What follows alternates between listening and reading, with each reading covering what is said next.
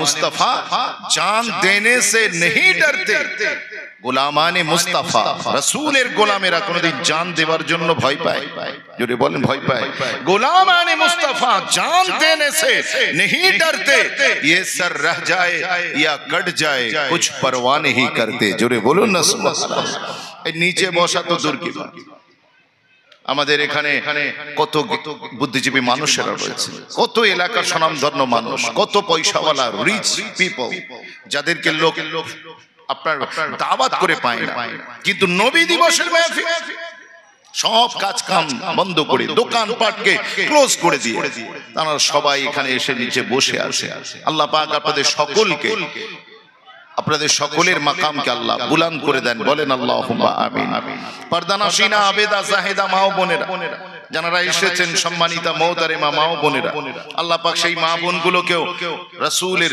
নির্দেশ মোতাবেক চলার তৌফিক দান করেন সাইয়্যিদা তয়্যিবা তাহিরা ফাতিমা আয-জাহরা সালামুল্লাহ আলাইহা আম্মা জানের কনিজ হিসেবে হাশরের ময়দানে আম্মা জানের সাথে তাদের জান্নাত নসিব করেন বলেন আল্লাহুম্মা আমিন আজকের আয়োজক কমিটি এলাকার যারা দায়িত্বে আছেন সকলকে আমি মোবারকবাদ জানাচ্ছি যে আপনারা এমন একটা কাজ করেছেন আল্লাহর মেহেরবানি এই কাজ সবার দ্বারা সম্ভব নয় মন চাইলে ফাংশন দিতে পারবে মন চাইলে গানের অনুষ্ঠান মন চাইলে আপনি অর্কেস্ট্রার প্রোগ্রাম দিতে পারবে কিন্তু মন চাইলে নবী দিবসের জলসা দেওয়া যাবে না সকলের মুকদ্দরে আমার আল্লাহ এই খুশকিসমত রাখেন না আল্লাহ যাদেরকে তৌফিক দেন আল্লাহ তাদের দিয়ে তার রাসূলের আলোচনা করিয়ে নেন বলুন না সুবহানাল্লাহ যদিও আমাদের আলোচনার সাথে রাসূলের শান মান বাড়ার কোনো সম্পর্ক নেই আমাদের আলোচনার সাথে আমরা বড় প্রোগ্রাম দিলে যে হুজুরের শান বেড়ে যাবে ব্যাপারটা এমন নয় আল্লাহ আগেই বলে দিয়েছেন ওয়ারাফানা লাকা যিকরাক রাফানা মাজি সিগা মানে আমি বাড়িয়ে দিয়েছি অলরেডি বাড়িয়ে দিয়েছি ওয়ারাফানা লাকা যিকরাক আমার হাবিব আমি আল্লাহ তোমার শানকে বাড়িয়ে দিয়েছি যাতে তোমার শান কোন বক্তার বক্তব্যের উপর ডিপেন্ড না করে কোন হুজুরের আলোচনার উপরে ডিপেন্ড না করে কোন খতিবের খুতবার উপরে তোমার শান নির্ভর না করে যাতে কোন কমিটির জলসা দেবার উপরে তোমার শান মান বাড়াটা নির্ভর না করে বরং আমি আল্লাহ সবার পক্ষ থেকে আমি আল্লাহ তোমার জিম্মেদারিকে তুলে নিয়ে আমি আল্লাহ তোমার জিকিরকে নিজে বাড়িয়ে দিয়েছি জোরে বলুন যাতে কেউ কোন মুসান্নিফ যদি কিতাব লেখেন সে হুজুরের শান নিয়ে লিখবে তবেই আমার হুজুরের শান বাড়বে আমার আল্লাহ আমার রাসূলকে এখান থেকে বেনিয়াজ বানিয়ে দিয়েছেন অমুখাপেক্ষী বানিয়ে দিয়েছে আমরা যতই হুজুরের আলোচনা করি আর আপনারা যতই জলসা দেন মিদ্যে পাড়ার মানুষ কেন আপনার টোটাল বেলেগাছি ক্যানিং এর সব মানুষ একই দিনে এত বড় জলসা দেন হাজার হাজার মানুষ আসুক আমরা বসা না বসা আমরা আলোচনা দেওয়া না দেওয়ার সাথে হুজুরের সম্মান বাড়ার কোনো সম্পর্ক নেই ও আমার আল্লাহ আগেই বাড়িয়ে দিয়েছে তাহলে আমরা আলোচনা করব কেন আমার আল্লাহ বলছেন তোরা আলোচনা করবি এই কারণে হুজুরের শান তো আমি বাড়িয়েছি আর তোরা আলোচনা করলে আমি আল্লাহ তোদের শানও বাড়িয়ে দেবো জোরে বলবেন না সুবহানাল্লাহ আমার নবী পাকের শান আলোচনা করলে আল্লাহ আমাদের শান বাড়াবে কথা বুঝতে পেরেছে তো সেই জন্য ঘর ঘর গলি গলি নগর নগর বিভিন্ন জায়গায় দেখুন না হুজুরের আলোচনা দিনে দিনে বাড়ছে পৃথিবীতে সবকিছু নিচের দিকে যাচ্ছে বাপের ইজ্জত নিচের দিকে মায়ের ইজ্জত নিচের দিকে ভাই ভাইয়ের সম্পর্ক নিচের দিকে স্বামী স্ত্রী সম্পর্ক ডাউনের দিকে নেতা পাবলিকের সম্পর্ক তলানিতে ইমাম সাহেব মুসল্লিদের সম্পর্ক একেবারে ডাউনের দিকে আলেম ওলামা তার সাথে আম পাবলিকের রিলেশন অনেক ছাড়াছাড়ি পৃথিবীতে সবাই সম্পর্ক নিচের দিকে যাচ্ছে কিন্তু একটা সম্পর্ক একটা একজনের ইজ্জত উপরের দিকে যাচ্ছে তিনি কে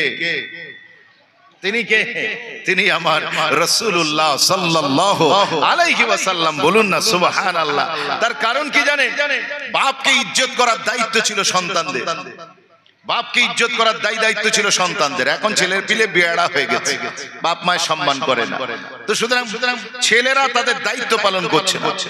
স্ত্রী তার স্বামীকে সম্মান করার দায়িত্ব ছিল, কিন্তু স্ত্রীরা তা করতে পারছে না। এটা স্ত্রীদের দায়িত্বের গাফিলতি।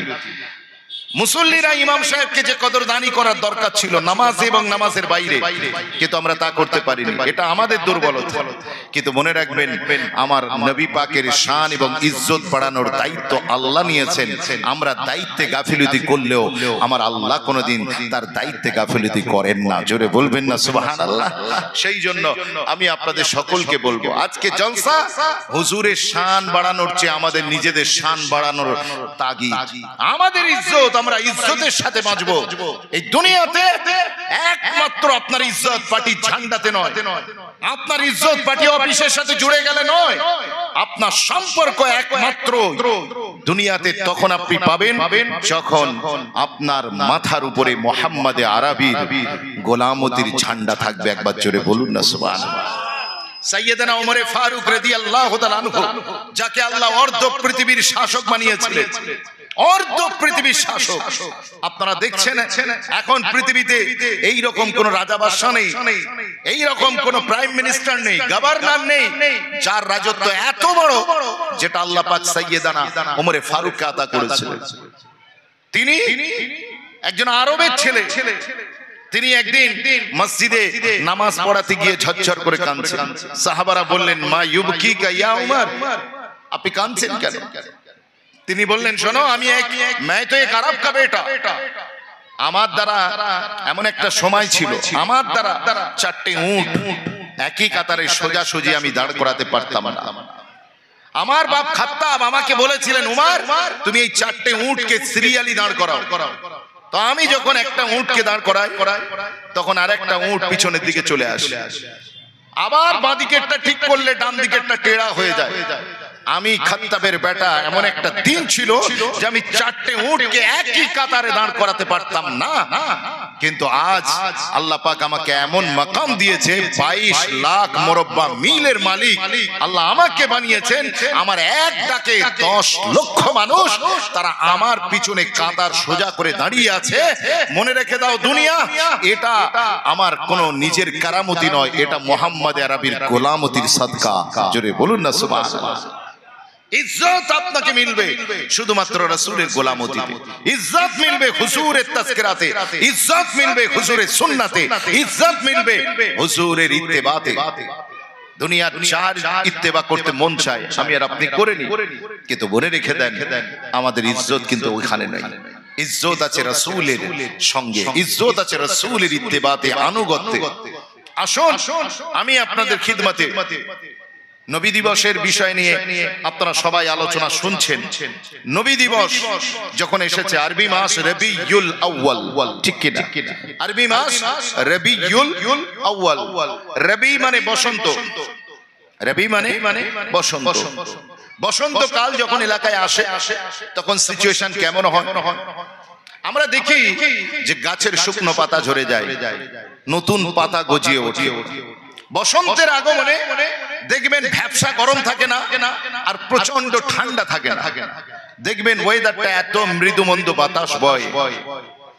আপনি দেখবেন আপনাদের এলাকায় যে পাখিগুলো, যে বার্ডস গুলো কোনোদিন আপনারা দেখেন না, কিন্তু স্প্রিং সিজন, বসন্তকালে আপনি দেখবেন সেই সব অজানা পাখিগুলো গাছের ডালে ডালে তাদের আগমন ঘটে। আকাশ খুব বেশি তীব্র রোদাচ্ছন্ন থাকে না, বরং দেখবেন হালকা মৃদুমন্দ একটা ওয়েদার, মন খুশি হয়ে যায়। বসন্তের আগমনে গাছেরা, মাছেরা, আসমান জমিন সবাই নেচে ওঠে। এই বসন্ত শুরু হয়েছে আমার রাসূলুল্লাহর আগমনের মাধ্যমে। জোরে বলুন না সুবহানাল্লাহ, একটু জোরে বলবেন না সুবহানাল্লাহ। বিশ্বাস করুন, আমার নবী পাককে আল্লাহ মক্কার সরজমিনে পাঠালেন। পৃথিবীর 51 কোটি 1,05,000 বর্গ কিলোমিটারের ভিতরে আমার আল্লাহ যে জায়গাটা রাসূলের জন্য চুজ করলেন সেটা হলো মক্কা। মক্কা, ইন্না আউওয়ালা বাইতিন উদিয়া লিন-নাস লাল্লাযী বিবাক্কাতা মুবারাকা। আমার আল্লাহ বলছে পৃথিবীর এমন একটা জায়গাতে আমি প্রথম ঘর স্থাপন করলাম যেটাকে মক্কা বা মক্কা বলা হয়। আপনারা জানেন পৃথিবীতে যত নবী এসেছে বেশিরভাগ নবীকে আল্লাহ পাঠিয়েছেন যে জায়গাগুলো, সেগুলো সব হরিয়ালি, নদী কেন্দ্রিক, উর্বর জমিন, যেখানে সামান্য বীজ ছড়িয়ে দিলেই ফসল ফলে যাবে, বীজ ছড়িয়ে দিলেই ফসল ফলে যাবে। আপনি দেখুন মুসা নবীর কথা আলোচনা হলি নীল নদের কথা হয় না, কথা বলে না। তার মানে নদীমাতৃক এলাকায় উনি এসেছেন। আপনি দেখবেন অন্যান্য নবীদের আলোচনায় আপনি দেখবেন নীল নদের কথা, ফোরাত নদীর কথা, সব নদীর কথা এসেছে। এবং যে জমিনগুলো তাদেরকে পাঠানো হয়েছে প্রত্যেকটা উর্বর জমিন ছিল, যেখানে বীজ ছড়ালেই ফসল হবে। কিন্তু মুসলমান আপনার নবীকে যখন আল্লাহ পাঠান দুনিয়ায়, তখন এমন একটা জায়গা চুজ করলেন, লাকাদ জাআকুম রাসূলুম মিন আনফুসিকুম। আল্লাহ বলছেন আমি তোমাদের মধ্য থেকে তোমাদের রাসূলকে পাঠালাম। এই রাসূলকে আমাদের মধ্য থেকে পাঠানোর সময়তে আল্লাহ যে জায়গাটা চুজ করলেন, ওই জায়গা চুজ করার আগে আল্লাহ রাসূলের দাদুজান সাইয়্যিদানা ইব্রাহিম নবীকে তিনি বললেন বেওয়াদিন গায়রে জি যারইন, ও ইব্রাহিম তুমি হিজরত করে চলে যাও এমন একটা জমি যে জমিনে কোনো ফসল ফলে না, যে জমিনে কোনো গাছ গাছালি জন্মায় না, অনুর্বর একটা জমিনে তুমি চলে যাও। আমার নবীকে আল্লাহ পাক সেই মক্কার জমিনে পাঠালেন।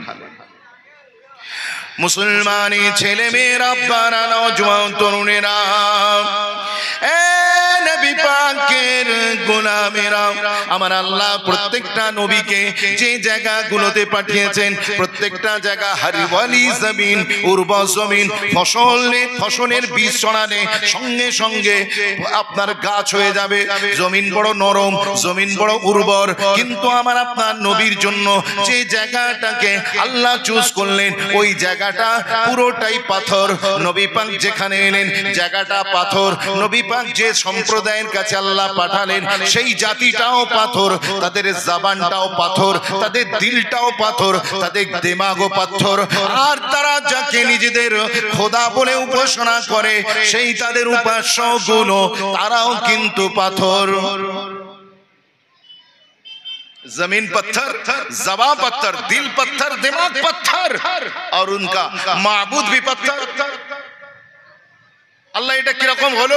মুসা নবীকে আপনি পাঠালেন উর্বর জমিনে, যেখানে কম মেহনত করলেই কাজ হবে। ইব্রাহিম নবীকে এমন একটা জায়গা পাঠালেন যেখানে কম মেহনত করলে কাজ হবে। ঈসা নবীকে এমন জায়গা চুজ করলেন যেখানে বীজ ছড়ালে ফসল হবে। আর আপনার নবী হাবিবুল্লাহ খলিলুল্লাহকে আপনি এমন একটা জায়গা চুজ করলেন যে জায়গাটা বড় বন্ধা জমি, বাঁজা জমি, যেখানে হাজার বছর ধরে পানি সেচ দিল কোনো ফসল ফলবে না, যেখানে হাল চষা যায় না, যেখানে আপনার কি বলে চাষি যতই মেহনত করুক তার ফসল সে কোনোদিন পাবে না। আল্লাহ এইরকম জমিন চুজ করলে। আর যে কওমের কাছে তাকে পাঠালেন সেই কওমের টোটাল আপনি যদি জীবনী দেখেন আপনি দেখবেন তাদের দিল পাথর, জবান পাথর, তাদের দিমাগও পাথর। আর তারা যাকে উপাসনা করে, যে দেবদেবিতা লাত, উজ্জা, হাবল, মানাত, 360 খানা দেবদেবিতা, একটাও মাটির নয়, সবগুলো পাথর। या अल्लाह सब नबी के लिए हर वाली जमीन और अपने हबीब के लिए ये पत्थर ही पत्थर। আল্লাহ ব্যাপারটা বুঝলাম না, কথা বুঝতে পারছেন তো আপনারা? জি মাশাআল্লাহ।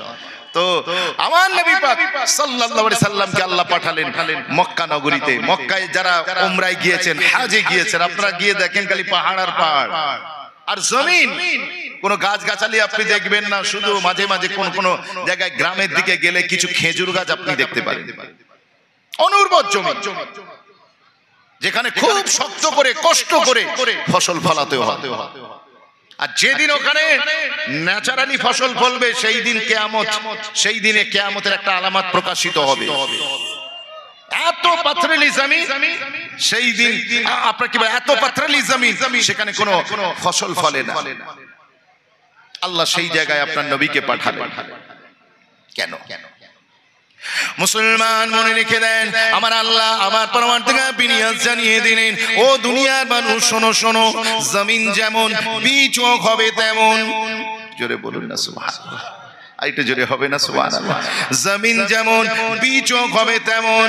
মুসা নবীকে আমি আল্লাহ এমন একটা জায়গাতে চুজ করেছি, জায়গা যেমন নবীও তেমন, যেখানে নরম জমিন সেখানে নরম নবীকে আমি আল্লাহ পাঠিয়েছি, যেখানে যেখানে বাসা বা আপনার কি বলে খুব উর্বর জমি সেইখানে আমি আল্লাহ ছোট ছোট আম্বিয়াদেরকে পাঠিয়েছি। কিন্তু পৃথিবীর বুকে সবচেয়ে কঠিন জমিন হচ্ছে মক্কা সরজমিন। ওই মক্কার সরজমিনের তিলও পাথর, জাবান পাথর, মানুষগুলো পাথর, দেব দেবীতাও পাথর। ওর জন্য ছোটখাটো নবী পাঠালে হবে? এই জোরে বলে, এত কঠিন জমিন আর কোথাও ছিল না। তৎকালীন মক্কাতে কিচ্ছু ছিল না, কিচ্ছু ছিল না। ওই আরবের লোকেদেরকে সারা পৃথিবী আনকালচার্ড বলতো, অসভ্য বর্বর বলতো। তার কারণ তাদের দিলটা এতটাই পাথর ছিল। দিল যদি পাথর না হতো তাহলে ওই আরবের লোকেরা নিজের জন্ম দেওয়া মেয়েকে মাটি খুঁড়ে পুঁতে দিতে পারে?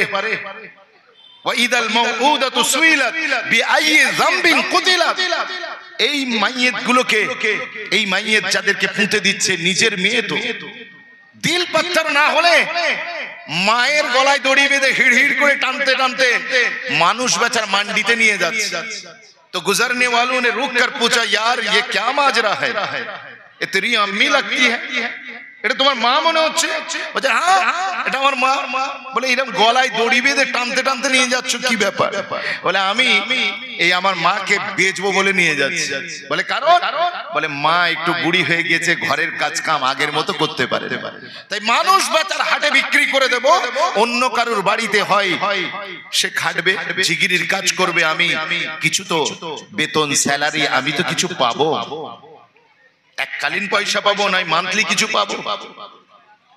দিল যদি তাদের পাথর না হতো তাহলে আপনি চিন্তা করে দেখেন, যে মাহবুদ গুলোকে উপাসনা করে সেই মাহবুদ গুলোকে আপনার নিয়ে যাচ্ছে, পাথরের মাহবুদ বানিয়েছে, নিয়ে যাচ্ছে, রাস্তায় নিয়ে যেতে যেতে নিজের কাঁধে বোঝা লাগছে, তো মাহবুদকে ওইখানে ফেলে দিবে, ওইখানে ফেলে দিয়ে আবার হাঁটা লাগিয়েছে। ফের কিছু দূর যাবার পর একটা পাথর দেখতে পেয়েছে, সেইটাকেই তুলে নিয়ে আবার পিঠে ভরে নিয়েছে, ভরে নিয়ে আবার সামনে যাচ্ছে। কি রকম ধরনের মানুষ আরবের লোকেরা, কোন কোয়ালিটির মানুষ ছিল!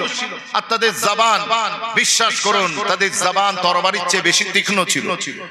তাদের তাদের তাদের লেখাপড়ার ল ছিল না, জ্ঞান বিজ্ঞানের কিচ্ছু ছিল না, নলেজের কে ছিল না। কিন্তু তাদের ভিতরে একটা কোয়ালিটি ছিল, তারা ঘুরতে ফিরতে আরবি কবিতা রচনা করতে পারত, আরবি কবিতা রচনা করতে পারত, এটা তাদের একটা ভালো কোয়ালিটি ছিল। কিন্তু মনে রাখবেন, ট্র্যাডিশনাল যে লেখাপড়া, শিক্ষা দীক্ষা, জ্ঞান বিজ্ঞান, সেটা তাদের ভিতরে ছিল না। ওই জন্য পৃথিবীর মানুষ আরবের লোককে বর্বর বলতো, অসভ্য বলতো। ঠিক ওই কওমের কাছে ইমামুল আম্বিয়াকে আল্লাহ পাঠালেন, আল্লাহ অন্য নবীদেরকে উর্বর জায়গায় পাঠালেন, আর নিজের হাবিবকে আপনি যে জায়গা পছন্দ করলেন একেবারে অনুর্বর জায়গা।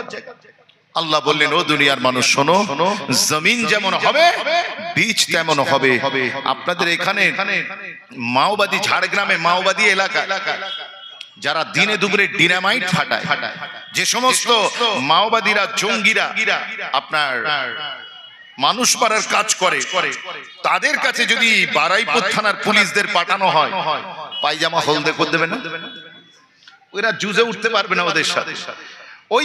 ওই সমস্ত মাওবাদী এবং ওই রিক্সি জায়গায় সরকারের, গভর্নমেন্টের একটা স্পেশাল টাস্ক ফোর্স আছে, যাদেরকে প্রশিক্ষণ দেওয়া হয় শুধু ওই এলাকায় ট্যাকেল দেওয়ার জন্য। জায়গা যেমন তেমনি বীজও তেমন। মনে রাখবেন মুসলমান, আমার নবী পাককে আল্লাহ যেখানে পাঠিয়েছেন সেই জায়গাটা একদম বন্ধা, কঠিন জমি। ওই জন্য আমার আল্লাহ ইমামুল আম্বিয়া, নবীয়ে আযম আমার রাসূলুল্লাহকে তিনি মক্কায় পাঠিয়েছেন। একবার জোরে বলুন না সুবহানাল্লাহ, একটু জোরে বলবেন না সুবহানাল্লাহ। মনে রাখবেন, অনেক সময় অনেকগুলো সমস্যার সমাধান একটা হয়। অনেক সমস্যা আপনার লাইফে, হাজারো সমস্যা, কারবারে বরকত নেই, ছেলে মেয়ের অসুস্থ, মন ভালো নেই, বিবি কথা শোনে না, পাশের প্রতিবেশী আপনার উপরে টর্চার করছে, এলাকায় আপনি ইজ্জতের জিন্দেগি পাচ্ছেন না, অনেক সমস্যা। আপনি আল্লাহওয়ালা আলেম বান্দা পীর মাশায়েখের কাছে গেলেন, এই এতগুলো সমস্যা বললেন, পীর সাহেব ওষুধ দিল একটা। পীর সাহেব বললেন ওমাইয়াত্তাকিল্লাহ ইয়াজআল লাহু মাখরাজা ওয়া ইয়ারযুকুহু মিন হাইসু লা ইয়াহতাসিব। পীর সাহেব বললেন তোমার ট্রিটমেন্ট এই এতগুলো রোগের একটাই ট্রিটমেন্ট, সেটা হলো তাওয়াক্কালতু আলাল্লাহ, আল্লাহর উপরে ভরসা করো, কারণ আমার আল্লাহই সব সমস্যার সমাধানকারী। জোরে বলুন। সমস্যা অনেক, কিন্তু সমাধান কটা? জোরে বলেন। একটা। অনেক সময় হয় আমাদের জীবনে, আপনি যে ঘরটা খোলেন না, বন্ধ রেখে দিয়েছে, যে দোকানটা আমাদের বাস স্ট্যান্ডে পড়ে আছে দীর্ঘদিন, আপনি ইউজ করেন না, ওই দোকানটা দীর্ঘদিন পড়ে থাকার কারণে ঝুল হয়েছে, ওখানে সাপ ঢুকেছে, বিষধর সাপ, ওখানে আপনার কি বলে বিছে, বিষধর পোকা মাকড় ওই ঘরের ভিতরে আনাগোনা করছে। অনেকদিন আপনি ওর ভিতরে প্রবেশ করেননি, একদিন মনে হলো এবার দোকানটাকে আবাদ করা দরকার। আপনি যদি দরজা খুলে আর ভিতরে ঢুকেন, ক্ষতি হবে তো নাকি? কথা বলেন। সঙ্গে সঙ্গে ক্ষতি হবে না?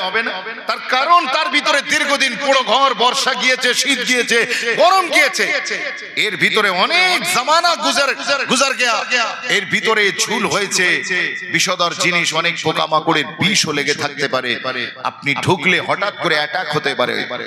অন্ধকার দোকান, দরজা বন্ধ, জানালা বন্ধ, আপনার জন্য এই এতগুলো সমস্যার, সাপের সমস্যা, বিচের সমস্যা, পোকামাকড়ের সমস্যা, অন্ধকার ঘরের জীবজন্তুর সমস্যা, এই সব সমস্যার, এতগুলো সমস্যার সমাধান একটা। আপনি ঢোকার আগে, প্রবেশ করার আগে দোকানের লাইটটা জ্বালিয়ে দেন। কি দেন? অন্ধকার ঘরে এই এতগুলো সমস্যার একটা সমাধান, লাইটটা জ্বালিয়ে দেন। দেখবেন যেই লাইট জ্বালিয়ে দেবেন, বিশ্বাস করুন, যে কটা বিষধর জিনিস অন্ধকারে দোকানের ভিতরে ঘোরাঘুরি করছিল, সব পালানোর কোনো পথ খুঁজে পাবে না। কেউ নর্দমা দিয়ে পালানোর চেষ্টা করবে, কেউ ছোট যে পানি পাস হবার যে গর্ত আছে সেখান দিয়ে বের হয়ে পালিয়ে যাওয়ার চেষ্টা করবে। আবার কেউ তক্তপোষের নিচে, আলমারির নিচে লুকোনোর চেষ্টা করবে। মনে রাখবেন, আপনাকে আর কেউ আক্রমণ করার সুযোগ পাবে না। মুসলমানের ছেলে মেয়েরা, আপনারা নওজওয়ান তরুণেরা, এ নবী পাকের গোলামেরা, আপনারা আমার নবী রাহমাতুল লিল আলামিন দুনিয়ায় আসার আগে কত রকম সমস্যা, কত রকম সমস্যা, একটা দুইটা নয়, হাজার হাজার সমস্যা। আপনার কি বলে সামাজিক সমস্যা, অর্থনৈতিক সমস্যা, আপনি রাজনৈতিক সমস্যা, আন্তর্জাতিক সমস্যা, সোশ্যাল প্রবলেমস, পারিবারিক ডিস্টারবেন্স, সব কিছু সমস্যা ছিল। মনে রাখবেন, অনেক সময় সমস্যা অনেকগুলো হয়, সমাধান একটাই হয়। ওই সময়তেই এতগুলো সমস্যার সমাধান করবে আমার আল্লাহ। আমার পরওয়ারদিগার বিনিয়াজ। সালটা ছিল 570, তারিখ ছিল 12 রবিউন নূর, ইংরেজি তারিখ 22 এপ্রিল, বারটা ছিল সোমবার, সময়টা সুবহে সাদিক। ঘড়ির কাঁটায় কটা বাজে? ঠিক 4:20 সৈয়দা আমিনা কা দুলারা, হালিমা কি আঁখো কা তারা, শিকস্তা দিলোं का सहारा। আজ থেকে 1500 বছর আগে এই অন্ধকার পৃথিবীকে আলোকিত করার জন্য আমার আল্লাহ রাসূলের মাধ্যমে আমার আল্লাহ দুনিয়াকে আলোকিত বানিয়ে দিয়েছিলেন। জোরে বলা যাবে না সুবহানাল্লাহ। দুনিয়াতে আলো অন্ধকার অনেক সমস্যা, কিন্তু আমার আল্লাহ সমাধান দিলেন এক পিস। আর এই এক পিসে সমস্যার সমাধান, এমন সমাধান ছিল পৃথিবীর মানবতার ইতিহাসে আমার রাসূলের চেয়ে বড় সমাধান আর কোনো কিছুই হতে পারে না। তাই যেখানে মানুষ ঠক্কর খায়, ফিরে আসতে হয় তাকে রাসূলের চৌকাটে, ফিরে আসতে হয় তাকে মুহাম্মদে আরবীর গোলামতিতে, ফিরে আসতে হয় তাকে মুহাম্মদ সাল্লাল্লাহু আলাইহি সাল্লামের দিক নির্দেশনায়, পথ নির্দেশনায়। কেউ মানুক চাই না মানুক, কিন্তু মনে রাখবেন মুসলমান, কেউ মানুক চাই না মানুক, তারা মুখে স্বীকার না করলেও রাসূলের আদর্শের উপর চলা ছাড়া তাদের কোনো উপায় ছিল না। কথা বুঝতে পেরেছেন? আপনি জাপানে চলে যান, জাপানে যাবেন, সেখানে যাবার পর দেখবেন জাপানিদের অফিসগুলোতে একটা করে মানে সিট কাম স্লিপার বেড আছে, বসার এবং শোয়ার একসঙ্গে চেয়ার। যিনি কম্পিউটারে কাজ করেন, পিসিতে কাজ করেন, বড় ল্যাবরেটরিতে কাজ করেন, কিন্তু মনে রাখবেন দুপুর বেলা তাদের প্রত্যেককেই টেক আর নেন একটু ভাত ঘুম দিতে হবে। এটা গভর্নমেন্টের তরফ থেকে এবং কোম্পানির তরফ থেকে নির্দেশ দেওয়া হয়েছে যে তোমাদেরকে একটু দুপুরের পরে কাইলুলা করতে হবে। আমার নবী পাকের এই আদর্শ, রাসূল বলেছেন দুপুরের পরে একটু গড়াগড়ি কাইলুলা করবে, হালকা একটু তন্দ্রাচ্ছন্ন ভাব তোমাদের মধ্যে চলে আসবে। তাহলে বাকি ঘুমানোর আগ পর্যন্ত, সন্ধ্যা এশার আগ পর্যন্ত তোমার শরীরকে আমার আল্লাহ ফিট এন্ড ফাইন রাখবে। জোরে বলুন না সুবহানাল্লাহ। আজকে সেই ফরেনাররা তারা এটা মানছে। শুধু তাই নয়, আমার নবী পাক জানিয়ে দেন, রাসূল বলেননি আল্লাহুম্মা বারিক লি উম্মতি ফি বুকুরিহা, ও আমার উম্মতেরা তোমরা ভোর ভোর উঠবে, early to bed and early to rise. তোমাদের প্রত্যেককে সকাল সকাল ঘুমোতে যেতে হবে আর ভোর ভোর উঠতে হবে। আজকে এই নির্দেশ আমরা মুসলমানেরা না মানলেও আপনি ঘোষপাড়াতে চলে যান, পঞ্চানন তলায় চলে যান, আপনি গিয়ে দেখবেন তারা ঘুমাতে যায় খুব আর্লি, ঘুমাতে যায় 8টা 9টা, খুব বেশি হলে 10টা। আর আমাদের দর্জির কাজ সারা রাত কাজ করছে আর সকাল 12টা পর্যন্ত পড়ে পড়ে ঘুমোচ্ছে। কথা ঠিক বলছি না ভুল বলছি?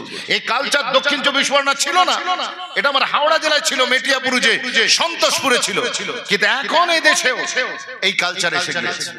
সারা রাত জেগে ছেলেরা কাজ করছে আর সকালবেলা পড়ে পড়ে ঘুমাচ্ছে।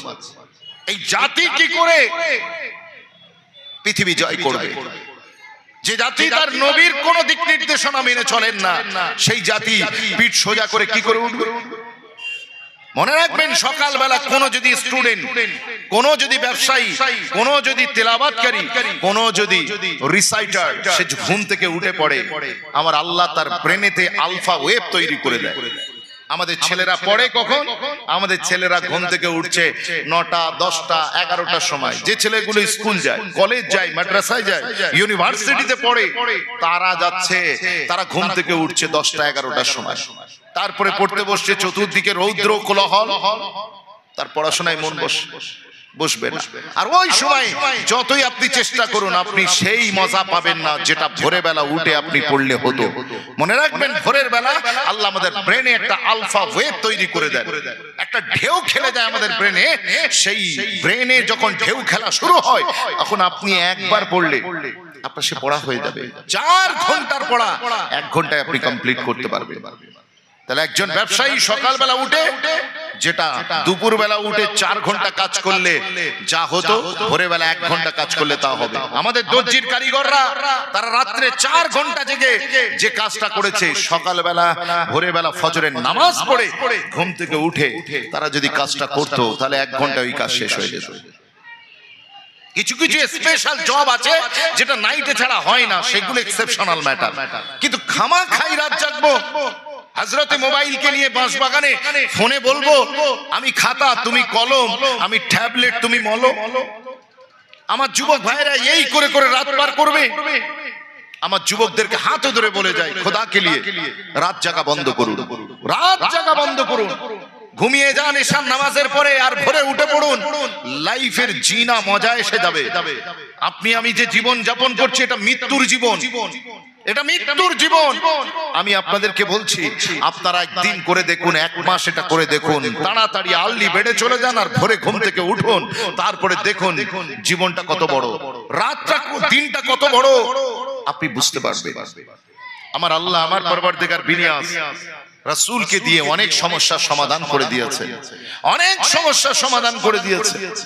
তো আজকে তাই পৃথিবী যেখানেই প্রবলেমে পড়েছে, আজ নার্সিং হোম গুলোতে বাচ্চা, পুরুষ বাচ্চা হলেই যদি চাইল্ড বেবি বাচ্চা, যদি নিউবর্ন বেবি, নতুন বাচ্চা, সে যদি পুরুষ হয়, তাহলে তা হিন্দু দেখা হচ্ছে না, মুসলমান দেখা হয় না, খ্রিস্টান দেখা হয় না, নামি দামি নার্সিং হোমে তার খাতনা করে দেওয়া হচ্ছে।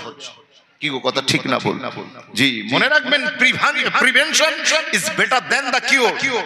মনে রাখবেন, রোগ শরীরে এনে তারপরে ওষুধ খাওয়াচ্ছে, রোগ প্রতিরোধ করা এটা অনেক বেশি উত্তম। শরীরে রোগ এনে তারপরে রোগ সারানোর জন্য ওষুধ প্রবেশ করানো শরীরে, এটা চেয়ে শরীরে যাতে রোগ প্রবেশ না করে সেই কাজটা করা অনেক বেশি উত্তম। ভাই, রাস্তার উপরে যাদের বাইক আছে খুবই অসুবিধা হচ্ছে, আমাদের ভলেন্টিয়ার্স ভাইরা আপনাদের খুঁজে পাচ্ছে না, কে কোথায় দিয়ে কোনো কুটুম আত্মীয়র বাড়ি বা যদি মজলিসে কেউ বসে থাকেন দয়া করে বাইকগুলো সরিয়ে নেন, খুবই অসুবিধা হচ্ছে। আপনারা দয়া করে বাইকগুলো সরিয়ে নেন, রাস্তার উপরে মাঝ বরাবর এই সামনেই বাইক রেখেছেন, যারা বাইক রেখেছেন দয়া করে বাইকটা সরিয়ে নেন। আজ আমরা নবী দিবস প্রতি বছর পালন করছি। হুজুরের মহাব্বত, হুজুরের ভালোবাসা যদি আমাদের সিনায় থাকতো, মনে রাখবেন এটা ভিতর থেকে ফুটে বাইরে বের হতো। আজ আমাদের কারণে রাসূলুল্লাহকে বিভিন্ন সম্প্রদায়ের মানুষের কাছে অপমানিত হতে হচ্ছে, এটা কি কোনোদিন আমরা ভেবেছি? একটু সিনায় হাত দিয়ে দেখান, আপনি যাকে ভালোবাসেন তাকে অন্যরা গালিগালাজ করছে শুধুমাত্র আপনার কারণে, আমার কারণে। আমাদের আচরণ এই জায়গায় এসে পৌঁছেছে।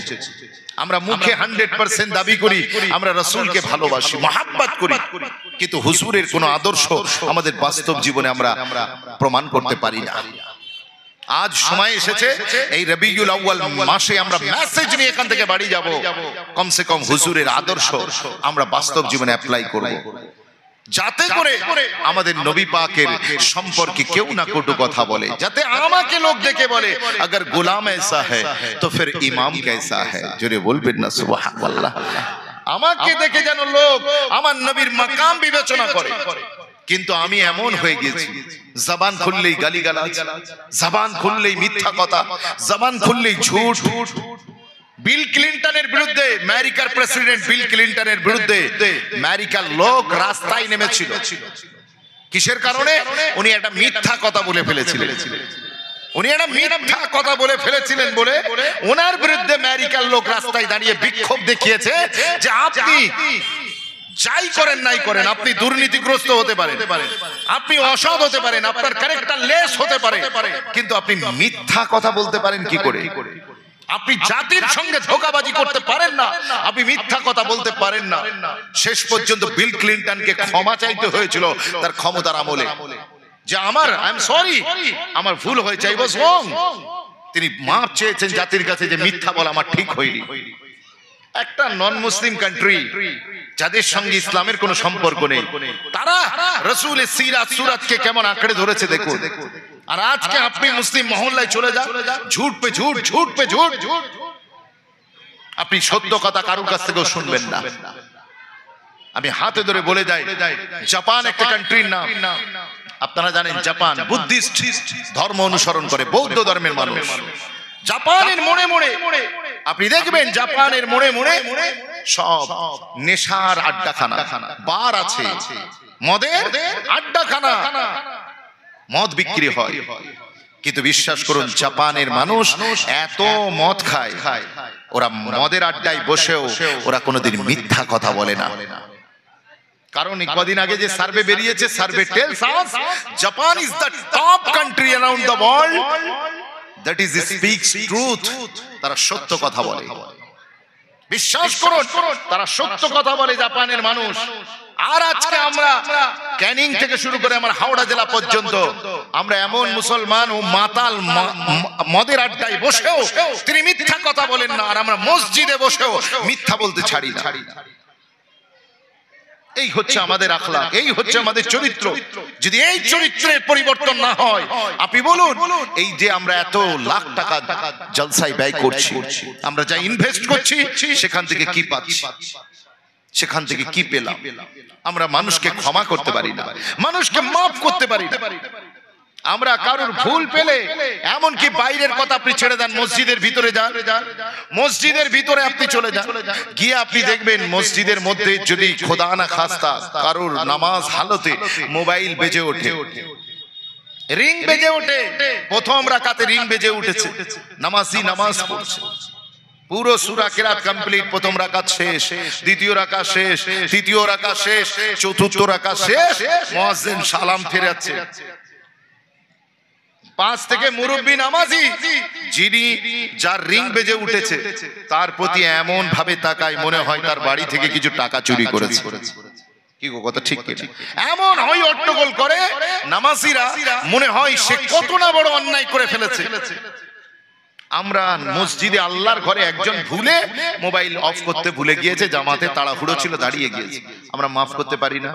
প্রথম রাকাতে ঘটনা ঘটেছে, আপনি 3 রাকাত পড়লেন, নামাজ তো আল্লাহর সাথে যোগাযোগ, আপনি ওই মোবাইলের কথাই আপনার মনে ছিল, আপনি 3 রাকাতে আল্লাহর সাথে কোনো কানেকশন হয়নি, মোবাইলের সাথে আপনার কানেকশন। সালাম ফিরিয়েই আপনি সেই ভুল করনেওয়ালা ব্যক্তিটাকে আপনি ডাঁটছেন, এমন ভাবে ডাঁটছেন। এখানে একটা মাসালা বলে দিই, নামাজের মধ্যে যদি মোবাইলের রিং বেজে ওঠে করবেন কি? এক হাতে নিয়ে থাকবে যাতে আমলে কাসির না হয়, আমলে কালিলের মাধ্যমে মোবাইলের রিংটাকে আস্তে করে বন্ধ করে দেবে। কি গো, মাসালাটা বুঝতে পেরেছেন? এতে নামাজ নষ্ট হবে না। আমাদের অনেকে জানে না, বেজেই যাচ্ছে, আরে সে একটা পকেটে আস্তে এক হাতে নিয়ত বাঁধবে, তারিমা বাঁধা থাকবে, কিংবা রুকু যখন যাবে তখন এক হাতে রুকুতে যাবে আর এক হাতে পকেটে ঢুকিয়ে আস্তে করে বন্ধ করে দেবে। এটা জায়েজ আছে। মুসলমানি ছেলে মেয়েরা, আপনারা নওজোয়ান তরুণেরা, এ নবী পাকের গোলামেরা, আমার আল্লাহ জানিয়ে দিলেন ফাবিমা রাহমাতিন মিনাল্লাহি লিনতা লাহুম ওয়ালাউ কুনতা ফাজ্জান গালিজাল কলবি লাও ফাদ্দু মিন হাওলিক ফাআফু আনহুম ওয়াস্তাগফির লাহুম ওয়াশাবিরহুম ফিল আমরি ওয়াশাবিরহুম ফিল আমরি ফাইদা আযামতা ফাতাওয়াক্কাল আলাল্লাহ ইন্নাল্লাহা ইউহিব্বুল মুতাওয়াক্কিলিন। আমার আল্লাহ জানিয়ে দিলেন, আমার হাবিব, আমি আল্লাহ আপনাকে এমন করে বানিয়েছি, আপনার দিলটাকে বড় নরম বানিয়েছি, আমি আল্লাহ আপনাকে সফট হার্টেড বানিয়েছি, আপনার দিলটা তুলোর চেয়েও বেশি নরম। সেই জন্য নরম থাকার কারণে আপনার চতুর্দিকের মানুষগুলো আপনার কাছে এসে মৌমাছির মতো ভিড় করে। আমার নবীকে বলছেন ফাবিমা রাহমাতিন মিনাল্লাহি লিনতা লাহুম, আমার হাবিব, you are very soft hearted by the grace of almighty. আমি আল্লাহ আপনাকে আমার রহমত দিয়ে আপনার হৃদয়কে বড় নরম বানিয়েছি, আর আপনার হৃদয় নরম বলেই লোকজন আপনার কাছে ভিড় করে। আর আপনার হৃদয় যদি একেবারে পাথরের মতো শক্ত হতো, লোক আপনার কাছে একটা লোক বসতো না। তারপরে আল্লাহ বলছেন, আমার হাবিব শোনেন, যখন আপনি কোনো কাজ করবেন তখন ওয়াশাবিরহুম ফিল আমরে, তখন ওই যারা চতুর্দিকে বসে আছে আপনার সঙ্গী সাথী সাহাবাদের সাথে পরামর্শ করবেন।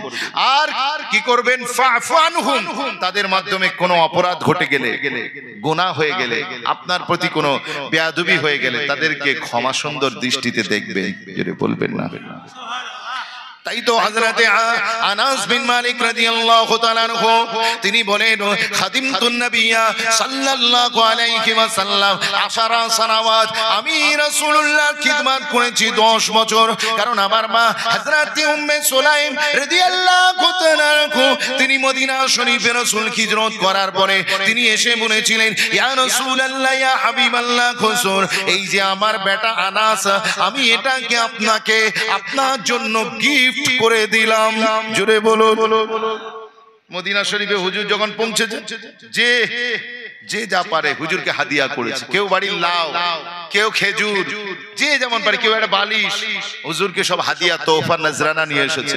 তো হযরতে আনাস বিন মালিক, তানার আম্মা জান আনাস বিন মালিকের আব্বাজান বিদায় নিয়েছিলেন। তানার মায়ের নাম ছিল উম্মে সুলাইম রাদিয়াল্লাহু তাআলা আনহা। তানার এই ছেলেটা ছাড়া আর কিছু ছিল না। তিনি কোলে করে নিয়ে বাচ্চাকে নিয়ে হুজুরের দরবারে গেলেন। তখন হযরতে আনাস বিন মালিকের বয়স 10 বছর। 10 বছরে গিয়ে বলছে, হুজুর এটা খোয়াই দিমুকা, হুজুর এটা আপনার ছোটা সা খাদিম, এটা আপনার নান্না সা খাদিম, এই ছোট্ট খাদিমটাকে আপনার বাড়িতে রেখে দেন, এটা আমি মা জননী আমার তরফ থেকে আপনাকে গিফট দিয়ে দিলাম। জোরে বলুন। আপনার বাড়িতে থাকবে, ভাই ফরমাস শুনবে। সেই আনাস বিন মালিক বলছেন 10টা বছর হুজুর মদিনাতুল মুনাওয়ারায় ছিলেন। তারপরে হুজুর এই ফানি দুনিয়াকে আলবিদা করে তিনি কবরে আনওয়ারে হায়াতুন নবী তাশরীফ নিয়ে চলে গিয়েছেন। আমি 10 বছর হুজুরের খিদমত করেছি।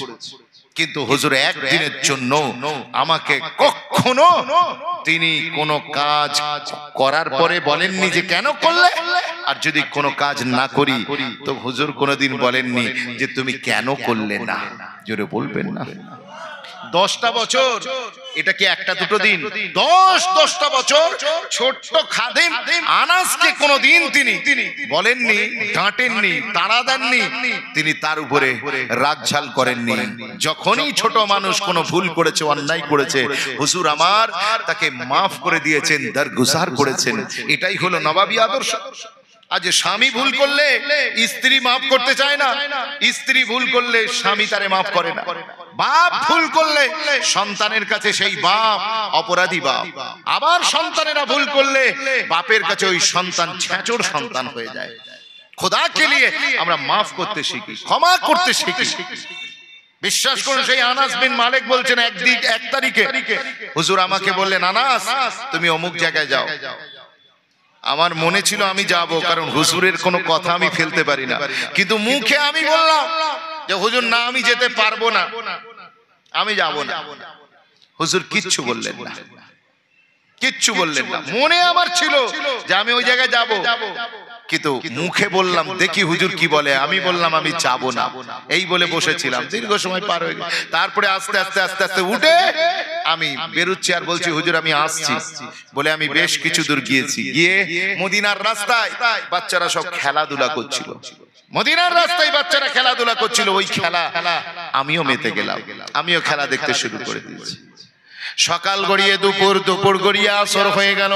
আমার নবী রাহমাতুল লিল আলামিন তিনি আনাস বিন মালিককে দীর্ঘ সময় না দেখার কারণে তিনি কি করলেন, বাড়ি থেকে বের হয়ে গুটি গুটি পায়ে তিনি এগিয়ে গেলেন, মদিনার রাস্তায় খুঁজতে বের হলেন।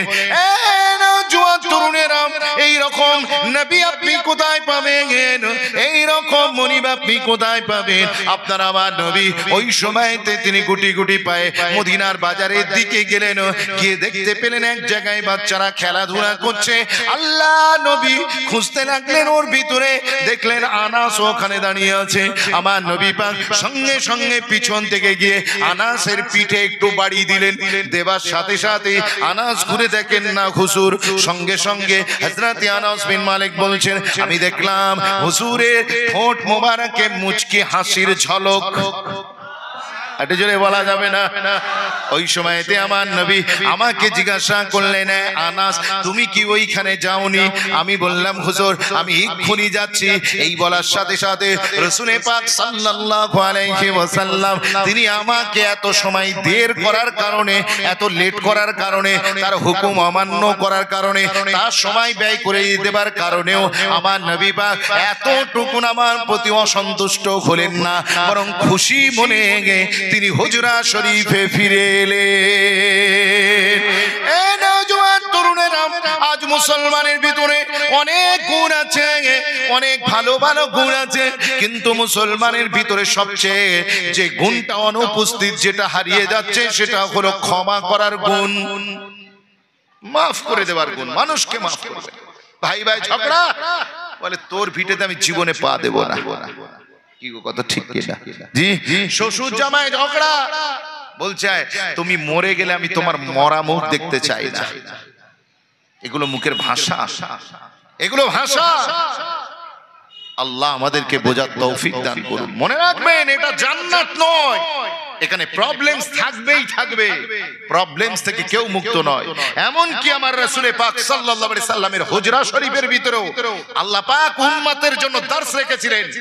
রাসূলের বিবিরাও আমার নবী পাক সাল্লাল্লাহু আলাইহি সাল্লামকে অনেক সময় হুজুরের সঙ্গে ডিসএগ্রি করতেন কোন কোন ব্যাপারে। একটা ব্যাপার ছিল হুজুরকে বারবার রিকোয়েস্ট করতেন, ইয়া রাসূলুল্লাহ ইয়া হাবিবাল্লাহ, হুজুর আমাদের খরচ বাড়ান, আর হচ্ছে না, হুজুর আমাদের খরচ বাড়ান, আর হচ্ছে না। হুজুর গুরুত্ব দিতেন না।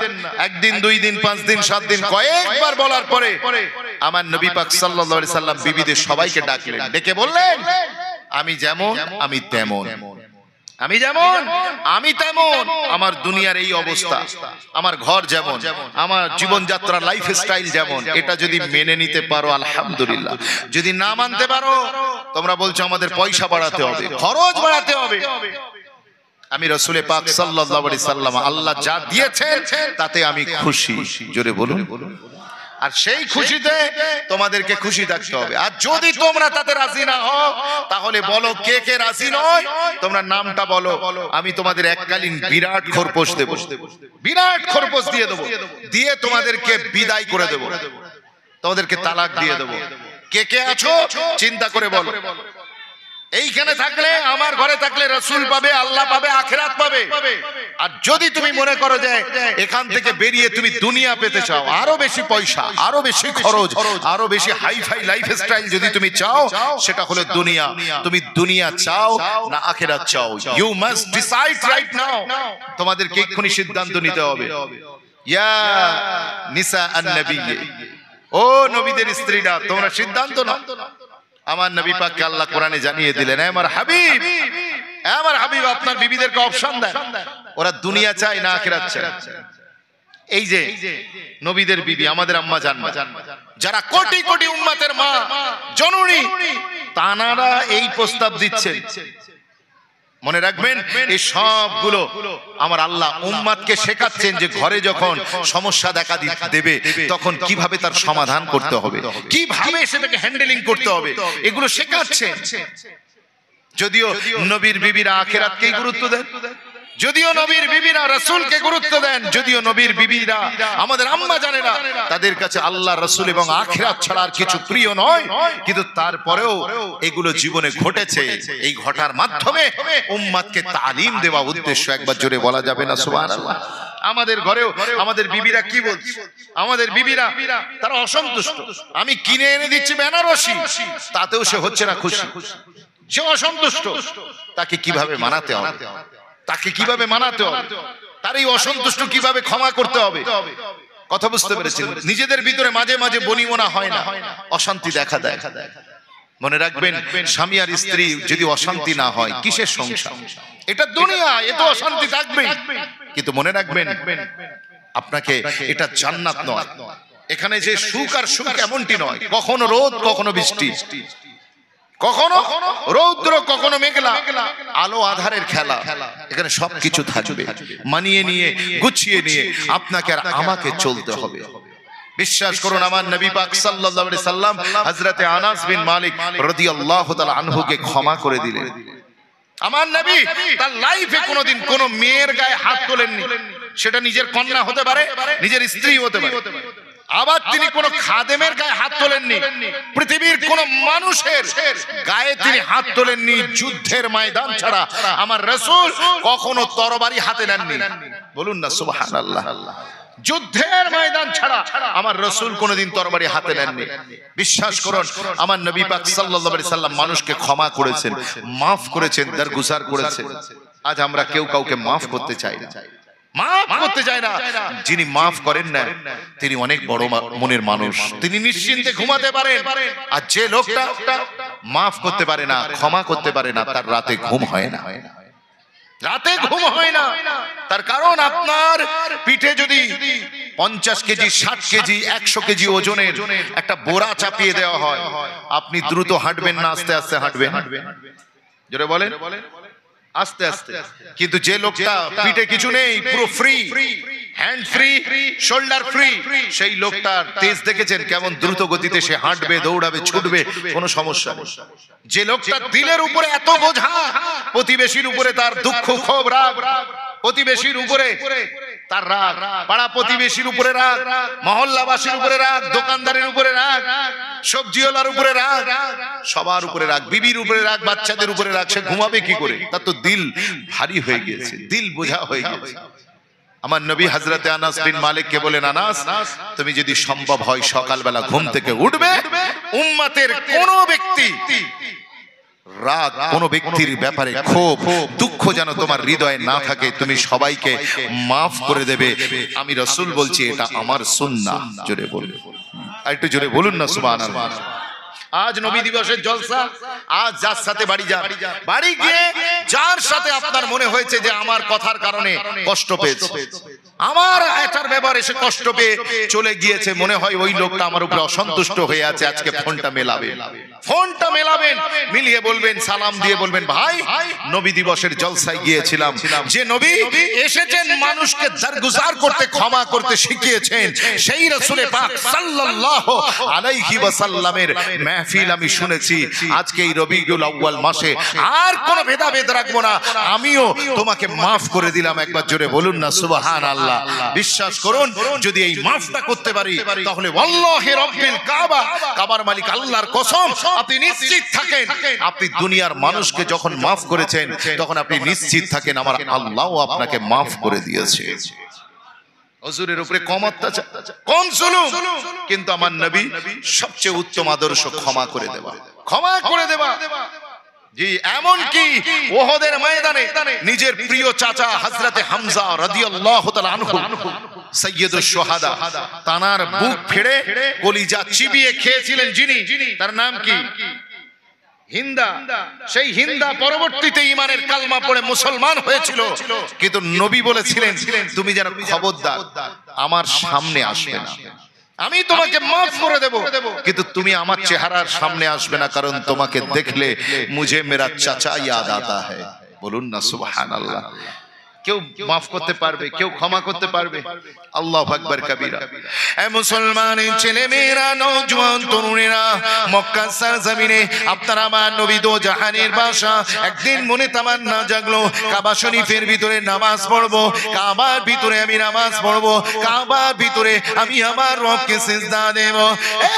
নওজোয়ান তরুণেরা, ওই সময়তে কাবার চাবি থাকতো একজনের হাতে, নাম হচ্ছে হযরতে ওসমান বিন তালহা রাদিয়াল্লাহু তাআলা আনহু। ওই ওসমান বিন তালহা রাদিয়াল্লাহু তাআলা আনহুর কাছে নবী চাইলেন, ওসমান মুঝে চাবি দে দো, মুঝে গঞ্জি দে দো। ওসমান বললেন না, বড়রা নিষেধ করেছে। সবাই কাবা ঘরের ভিতরে নামাজ পড়বে, কিন্তু তোমাকে নামাজ পড়তে দেওয়া হবে না। আমার নবী বললেন, ওসমান আজকে আমার এই অবস্থা দেখে তুমি আমাকে চাবি দিচ্ছ না, লিখে নাও, এমন একটা দিন আসবে যেই দিন কাবার চাবি আমার হাতে থাকবে, আমি যাকে মন করব তাকেই আমি চাবি দেব। একবার জোরে বলুন না সুবহানাল্লাহ। সেই সময়তে ওসমান রাদিয়াল্লাহু তাআলা আনহু, তিনি তখন ওসমান বিন তালহা, ইনি ওসমান বিন আফফান নয়, দ্বিতীয় খলিফা নয়, ইনি ওসমান বিন তালহা রাদিয়াল্লাহু তাআলা আনহু। তিনি তখন বললেন যে যেদিন আপনার হাতে চাবি যাবে সেই দিন তো কুরাইশদের বড় অপমানের দিন হবে। আমার নবী বললেন না, সেই দিন কুরাইশরা মাথা উঁচু করে বাঁচবে। আরেকবার জোরে বলা যাবে না সুবহানাল্লাহ। ওই সময়তে ওসমান বিন তালহা রাদিয়াল্লাহু তাআলা আনহু তিনি চাবি দিলেন না। এরপরে ফাতে মক্কা হলো, মক্কা বিজয় হয়ে গেল। আমার নবী এলেন মক্কা শরীফে, সব কাফিররা যে যেখানে পেরেছে পালিয়ে গিয়েছে। যারা মক্কায় রয়ে গিয়েছিল জান বাঁচানোর জন্য রাসূলের কাছে প্রাণ ভিক্ষা চাইছে, যে হুজুর আপনি যদি আমাদেরকে এমনি ছেড়ে দেন, আমাদের যদি জানটা ভিক্ষা দেন, ব্যাস তাহলেই এনাফ, আর কিছু দরকার নেই। আপনি যদি ছেড়ে দেন, দিয়ে বলেন যে তোরা যেখানে পারবি চলে যা, আমরা চলে যাব জান বাঁচিয়ে, আমাদের জানটা ভিক্ষা দিলেই অনেক কিছু। আমার নবী বললেন, শোনো, আইনা ওসমান বিন তালহা, ওসমান বিন তালহা কিদার হ্যায়? ওসমান বিন তালহা কোথায়? এখন সেই ওসমান লুকিয়ে পড়েছে, যার কাছে কাবা ঘরের চাবি ছিল, সে লুকিয়ে পড়েছে ভয়েতে। তার কারণ মনে হয়েছে সেই দিনের কথা, যে আমি বলেছিলাম তোমাকে চাবি দেব না, সবাই চাবি পাবে কাবা ঘরের, কিন্তু মুহাম্মদ সাল্লাল্লাহু আলাইহি ওয়াসাল্লাম আপনি চাবি পাবেন না। সে ওসমান বিন তালহা লুকিয়ে পড়েছে, আত্মগোপন করে আছে। হযরতে আলী শেরে খোদা রাদিয়াল্লাহু তাআলা আনহু খুঁজতে বেরুলেন, খুঁজে খুঁজে খুঁজে খুঁজে পেয়েছেন, তাকে ধরেছেন, বলছে চাবি দে। সে বলে তোমাকে দেবো না, আমি নবীকে দেব বলে রাসূলের চৌকাঠে গিয়েছেন। আমার নবী পাক সাল্লাল্লাহু আলাইহি সাল্লাম ওসমানকে বললেন, এই ওসমান তুমি চাবি দাও। আব ওসমান কিদার জায়গা? ওসমানের তো আর কোনো উপায় নেই। ও মনে মনে করছে, আজ যে আমার কি হবে, আমার গর্দান থাকবে কি থাকবে না। ভয়ে ভয়ে যখন চাবিটা হুজুরের দস্তে মোবারকে দিচ্ছে, হাত ঠকঠক করে কাঁপছে। আমার নবী নিলেন চাবিটা, নিয়ে দরজা খুললেন, ভিতরে ঢুকলেন, নামাজ পড়লেন। বাইরে সাহাবাই কিরামদের 10,000 সাহাবীর হুজুম। সাইয়েদনা আবু বকর সিদ্দিক দাঁড়িয়ে আছে, ওমরে ফারুক, ওসমানে গনি, আলী কাররামাল্লাহু ওয়াজহু, কাতিবে ওহী হযরত মুআবিয়া রাদিয়াল্লাহু তাআলা আনহু, বিশ্বাস করুন কারিয়ে কুররা হযরত উবাই ইবনে কাব রাদিয়াল্লাহু তাআলা আনহু, সব বড় বড় সাহাবারা 10,000 সাহাবা পতাকা ঝান্ডা নিয়ে দাঁড়িয়ে আছে। ঠিক ওই সময়তে আমার নবী বাইরে বেরোচ্ছেন। আবু বকর মনে করছেন হুজুর চাবি যদি দেয় তো আমার মুকদ্দার জাগবে, আমাকেই হুজুর দেবে, কারণ সবচেয়ে বেশি আমি হুজুরের ক্লোজ। ওমরে ফারুক মনে করছেন যদি হুজুর চাবি দেয় তো হুজুর আমাকেই দেবেন, তার কারণ আমার রব, আমার দবদবা, আমার দাপট পুরো মক্কা মদিনা সবাই জানে। ওসমান মনে করছেন আমি তো ইসলামের জন্য অনেক কোরবানি দিয়েছি, চাবি পাবার হকদার আমি। হযরতে আলী শেরে খোদা বলছেন আমি তো রাসূলের ঘরানা হয়ে গিয়েছি, আমি হুজুরের কন্যাকে বিয়ে করে আমি হুজুরের জামাতা হয়েছি, চাবি যদি নসিব হয় তো আমার হবে। ও মুসলমানের ছেলে মেয়েরা, আপনারা নওজোয়ান তরুণেরা, এ যুবকেরা, আল্লাহ নবী ওই সময়তে তিনি কাবা ঘর থেকে বের হলেন। বের হয়ে তিনি দেখলেন একদিকে ওসমান বিন তালহা তিনি টক টক টক টক করে কাঁপছে, আমার নবী সাহাবায়ে কিরামরাও দাঁড়িয়ে আছে। আল্লাহ নবী চাবি আবু বকর ওমর ওসমান কে ডাকলেন, আবার বাইরে বের হয়ে বললেন আইনা ওসমান বিন তালহা। ওসমান বিন তালহা কিদার है? ওসমান বিন তালহা গুটি গুটি পায় হুজুরের সামনে এলেন, চোখ দুটো নিচের দিকে, মাথাটা ঝুঁকে আছে, অপরাধীর মতো হাত জোড় করে আছে। হুজুর আপনি প্রাণে ভিক্ষা দিন, আমাকে যদি শুধু প্রাণে ভিক্ষা দিয়ে দেন, আমার দুটো চোখ যেদিকে যাবে আমি সেই দিকে চলে যাব। ইয়া রাসূলুল্লাহ, ইয়া হাবিবাল্লাহ, হুজুর আপনি আমাকে বাঁচান। ওই কথা যখন বলেছেন ওসমান বিন তালহা তিনি স্বপ্নেও ভাবতে পারেননি আমার নবী পাক সাল্লাল্লাহু আলাইহি ওয়াসাল্লাম তিনি দরগুজার करने वाला काके बोले देखो जो आसी को अपने कमली में छुपा ले, जो दुश्मन को भी जख्म खा कर दुआ दे, उसे और क्या नाम देगा ज़माना, और रहमत ने की तो फिर और क्या है। हमारे नबी पाक सल्लल्लाहु अलैहि वसल्लम ওই চাবিটা নিয়ে সঙ্গে সঙ্গে আবু বকর ও ওসমান আলীকে নয় বরং ওসমান বিন তালহা নামক আল্লাহ নবীর সঙ্গে বিট্রে করা কাফেরকে দিয়ে দিলেন। একবার জোরে বলা যাবে সুবহানাল্লাহ। আমার নবী বললেন এই ওসমান, এই চাবি তুমি ইসলামের আগে যখন জাহিলিয়াতের জমানা ছিল তখন যেমন তোমার হাতে ছিল, তেমনি এখন থেকে নিয়ে কিয়ামত পর্যন্ত তোমার বংশের হাতেই কাবা ঘরের চাবি থাকবে। বিশ্বাস করুন ওসমান বিন তালহা তখন ঈমানের কালমা পড়েনি। ওসমান বিন তালহা রাসূলের এই ক্ষমা সুন্দর যেই আচরণ দেখেছেন, সঙ্গে সঙ্গে তিনি বলছেন मैं जाऊं तो किधर जाऊं, मैं खाना सहारा देता है ना कोई जाम सहारा देता है, हमको तो मदीने वाले का एक नाम सहारा देता है। আমি কার কাছে যাব কে আমাকে সাহারা দেবে? সুতরাং বাঁচার একমাত্র উপায় হচ্ছে মুহাম্মাদুর রাসূলুল্লাহর গোলাম হয়ে যাওয়া। ক্ষমা করে মানুষকে মন জয় করুন, ক্ষমা করে দরগুজার করুন, মানুষকে মাফ করে দিন। এই আমার নবী এসেছেন দুনিয়ায় মানুষকে ক্ষমা করতে। তাই আমি আপনাদেরকে বলবো রাসূলের একটা সিফাত আমাদের ভিতরে নিন, ক্ষমা করে দিন, মাফ করে দিন। বিছানায় পিঠ দেবেন আর বলবেন আল্লাহ আল্লাহ আজকে সারা দিন আমার সাথে ঘটে যাওয়া, আমাদের কুড়ালি বাজার থেকে উত্তরা ভাগ পর্যন্ত আর বাস স্ট্যান্ড থেকে নিয়ে এদিকে আপনার ক্যানিং স্টেশন পর্যন্ত আমি ট্রেনে উঠেছি, বাসে উঠেছি, টোটো অটো, আমার কত রাস্তায় চলাফেরা, সারা দিন নামাজির সাথে দেখা হয়েছে, হুজুরের সাথেও কথা হয়েছে, পাড়া প্রতিবেশীর সাথে আমার মেলাপ হয়েছে, কিন্তু কে আমার কথায় দুঃখ পেয়েছে, আমি কাকে কষ্ট দিয়েছি আর আমাকে কে কষ্ট দিয়েছে, আমাকে যারা যারা আল্লাহ কষ্ট দিয়েছে আমি সবাইকে মাফ করে দিলাম। আল্লাহ তুমিও তাদের ক্ষমা করো আর তার সাথে আমার মতো গুনাহগারকেও তুমি মাফ করো। জোরে বলুন। সকালবেলা ঘুম থেকে উঠবেন, you will become a positive minded। সকালবেলা ঘুম থেকে উঠবেন আপনার মেজাজ ফুরফুরে, আপনি যেখানে হাত দেবেন, লোহায় হাত দিলে সোনা, আরি জড়িতে হাত দিলে আপনার মাল সবার আগে বিক্রি হয়ে যাবে, সবজিতে হাত দেবেন আপনার মাল কাস্টমার প্রথম নেবে, আপনি নামাজে দাঁড়াবেন, নামাজের ভিতরে লুৎফ মজা নসিব হবে, তার কারণ আপনার দিলের উপরে কোনো বোঝা নেই, আপনি ফ্রি মাইন্ড, আপনার जीना आसान हो जाए, जिंदगी का मौज उस दिन नसीब हो जाएगा जिस दिन हम माफ करना सीख जाएंगे। মানুষ কে মাফ করুন, ক্ষমা করুন, দিলের উপরে বোঝা নেবেন না। আল্লাহ আমাদের সকলকে মুস্তাফা সিরাত অনুযায়ী চলার তৌফিক দান করুন, বলেন আল্লাহুম্মা আমিন। একটু জোরে বলবেন না আল্লাহুম্মা আমিন। আমি পাশের কন্ট্রাক্টর নয় যে আপনাদেরকে বলবো পিছনের দিকে এগিয়ে যান, পিছনের দিকে এগিয়ে যান। পাশের কন্ট্রাক্টর কি বলে? পিছনের দিকে আগাতে, আগাতে সামনের দিকে হয় না, পিছনের দিকে, সামনের দিকে। সেই জন্য আমি আপনাদেরকে বলবো একটু সামনে সামনে সরে এসে এই ফাঁকা জায়গাটা একটু পূর্ণ করলে খুশি হতাম। মুরব্বী বাবাজিরা থাক, জোয়ান যুবকরা একটু মহাব্বতে সামনের দিকে সুন্দর স্বরে আল্লাহুম্মা সাল্লি আলা, মাশাআল্লাহ, আরেকটু জোরে হবে না, ওয়া আলা আলি सैयदना। रब को देखा है मेरे नबी ने और किसी ने भी देखा नहीं है। जोरे बोलो ना, 1 লক্ষের উপর নবী রাসূল এসেছেন, কেউ আমার নবীকে দেখেছে? জোরে বলবেন, কেউ দেখেছেন? কেউ দেখেননি। আল্লাহ মুসা নবীকে দাওয়াতও করেছিলেন, আজা আজা মুসা তুর পে। মুসা নবী চলে গেলে তুর পাহাড়ে বড় উম্मीद लेकर, মনে তামান্না নেই মুসা চলে তুর কো, কিন্তু আল্লাহ মুসা নবীকে তুর পাহাড়ে ডাকলেন, ডেকেও পর্দা করে নিলেন, ডেকেও পর্দা করে নিলেন, দেখা দিলেন না। रब को देखा है मेरे नबी ने और किसी ने भी देखा नहीं है। रब को देखा है मेरे नबी ने और किसी ने भी देखा नहीं है। रब को देखा है मेरे नबी ने और किसी ने भी देखा नहीं है, और किसी ने भी देखा नहीं है।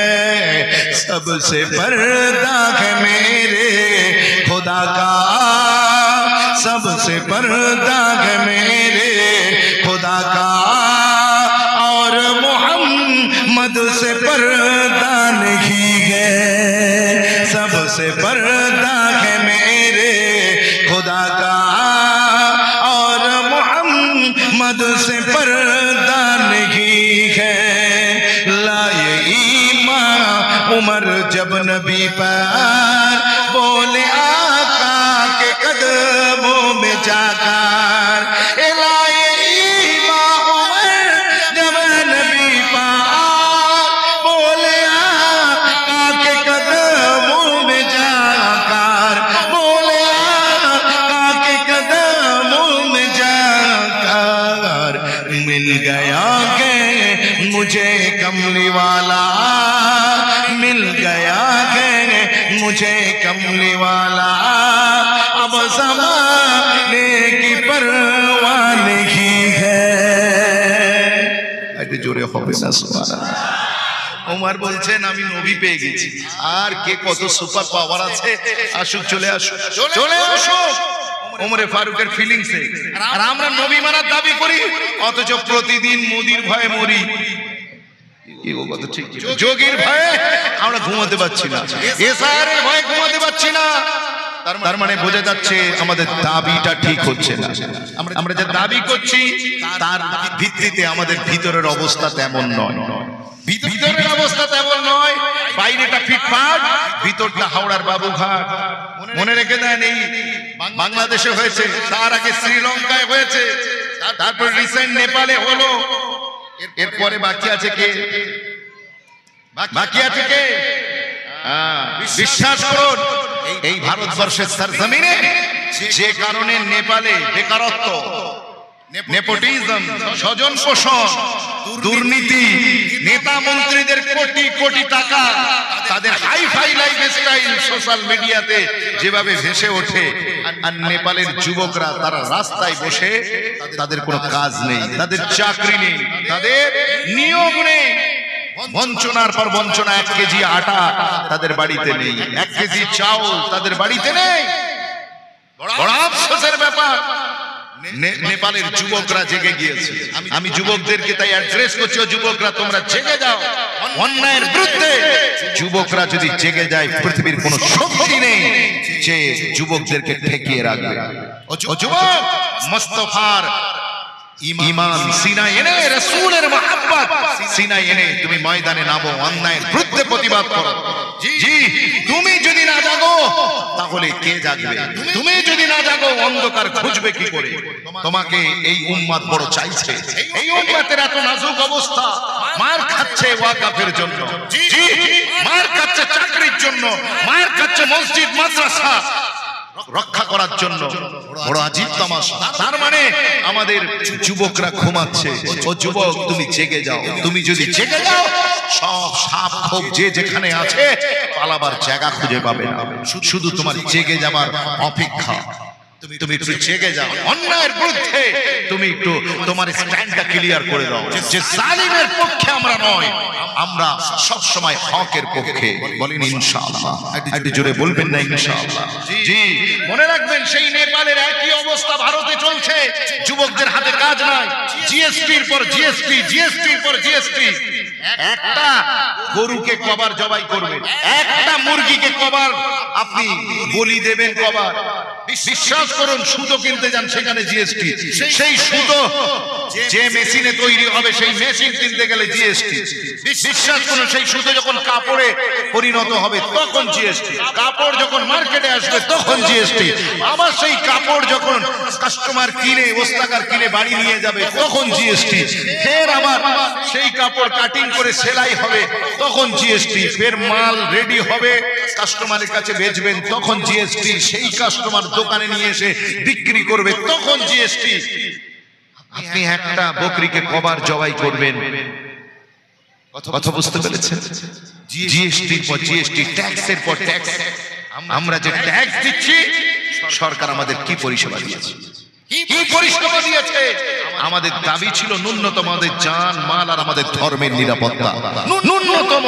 এটা একটা বেসিক নিডস, কিন্তু সেখানে সরকার ফেলিওর। আপনি দেখেন না, সেই আপনার ঝাড়খণ্ড থেকে আপনার পরিযায়ী শ্রমিকরা, আমার মুসলিম ভাই বোনেরা, নন মুসলিম ভাইয়েরা, তারাও জান হাতে করে নিয়ে বাড়ি ফিরে আসছে। তাদের নিরাপত্তা দেবার কেউ নেই, এক মুঠো ভাত দেবার মুরদ নেই, কিল মারার গোসাই। কথা বুঝতে পেরেছে? ও যুবক, অন্যায়ের বিরুদ্ধে রাস্তায় নামো। আমার সম্পত্তি আমাকে অধিকার করতে হবে, আমাকে রক্ষা করতে হবে। কোন দাদা, কোন দিদি তোমার সম্পত্তি রক্ষা করবে না। আর আমি বলে দিয়ে যাই আপনাদেরকে, মনে রাখবেন, যে কটা সেকুলারিজমের ফেস করে বসে আছে ক্ষমতায়, খুব আপনার কথা বলছে। মনে রাখবেন, আপনার ভোটটা খালি এদিক আর ওদিক হতে দেরি। মনে রাখবেন, সেইগুলোকে পাক্কা শুভেন্দু হতে আপনি তাদের কাউকে মিস করবেন না। প্রত্যেকেই দেখবেন শুভেন্দুর বড় বাপ তারা। আপনার যদি সামান্য ভোট তার কাছ থেকে সরে যায়, দেখবেন মেকি মুসলিম প্রীতি সব খুলে যাবে। এখন থেকেই স্টার্ট হয়ে গিয়েছে। তাই মুসলমান, কেউ তোমার নয়, দাদা তোমার নয়, দিদি তোমার নয়। আর তুমি নিজেও যদি তোমার না হও, তাহলে ইয়াদ রাখনা, এই মাটিতেই তোমার কবর হবে। তোমার কবরের পাশে কাঁদার কোনো লোক হবে না। তুমি নিজে উঠে দাঁড়াও, নিজের হক আদায়ের জন্য ময়দানে নামো, প্রস্তুত হও। সামনে কঠিন দিন আসছে, যুবকরা প্রস্তুত হও, ভাবনা চিন্তা করে কাজ করো, নিজের বিবেককে কাজে লাগাও।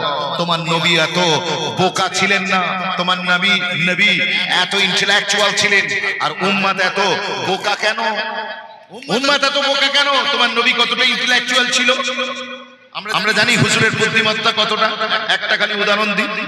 হুজুর যখন মক্কা বিজয় করতে আসছে, কাফেররাও তৈরি হয়ে গিয়েছে হুজুরকে বাধা দেবেন এবং লড়াই হবে। হুজুর চাইতেন না যে কোনোভাবে আর কোনো মানুষের রক্তপাত হোক, কারণ ইন্নী লাম উবআস লাআনান ওয়া ইন্নামা বুইসতু রাহমাতান। জোরে বলুন না সুবহানাল্লাহ। আল্লাহ আমার নবীকে রহমত বানাকে ভেজ দিয়ে হ্যাঁ ইস দুনিয়া মে। আমার নবী চাইতেন না আর কোনো রক্তপাত হোক। আমি এমন কৌশল, এমন অবলম্বন করব, বুদ্ধিমত্তার টেকনিক, যে মক্কার কাফেররা তারা আপোষে রাস্তা ছেড়ে দেবে। কেমন? আমার নবী 10,000 সৈন্য নিয়ে যখন এলেন, মক্কায় ঢোকার আগে একটা জায়গার নাম হচ্ছে মাররা আস-সাহরান। বর্তমানে ওই জায়গাটার নাম হচ্ছে ওয়াদিয়ে ফাতিমা।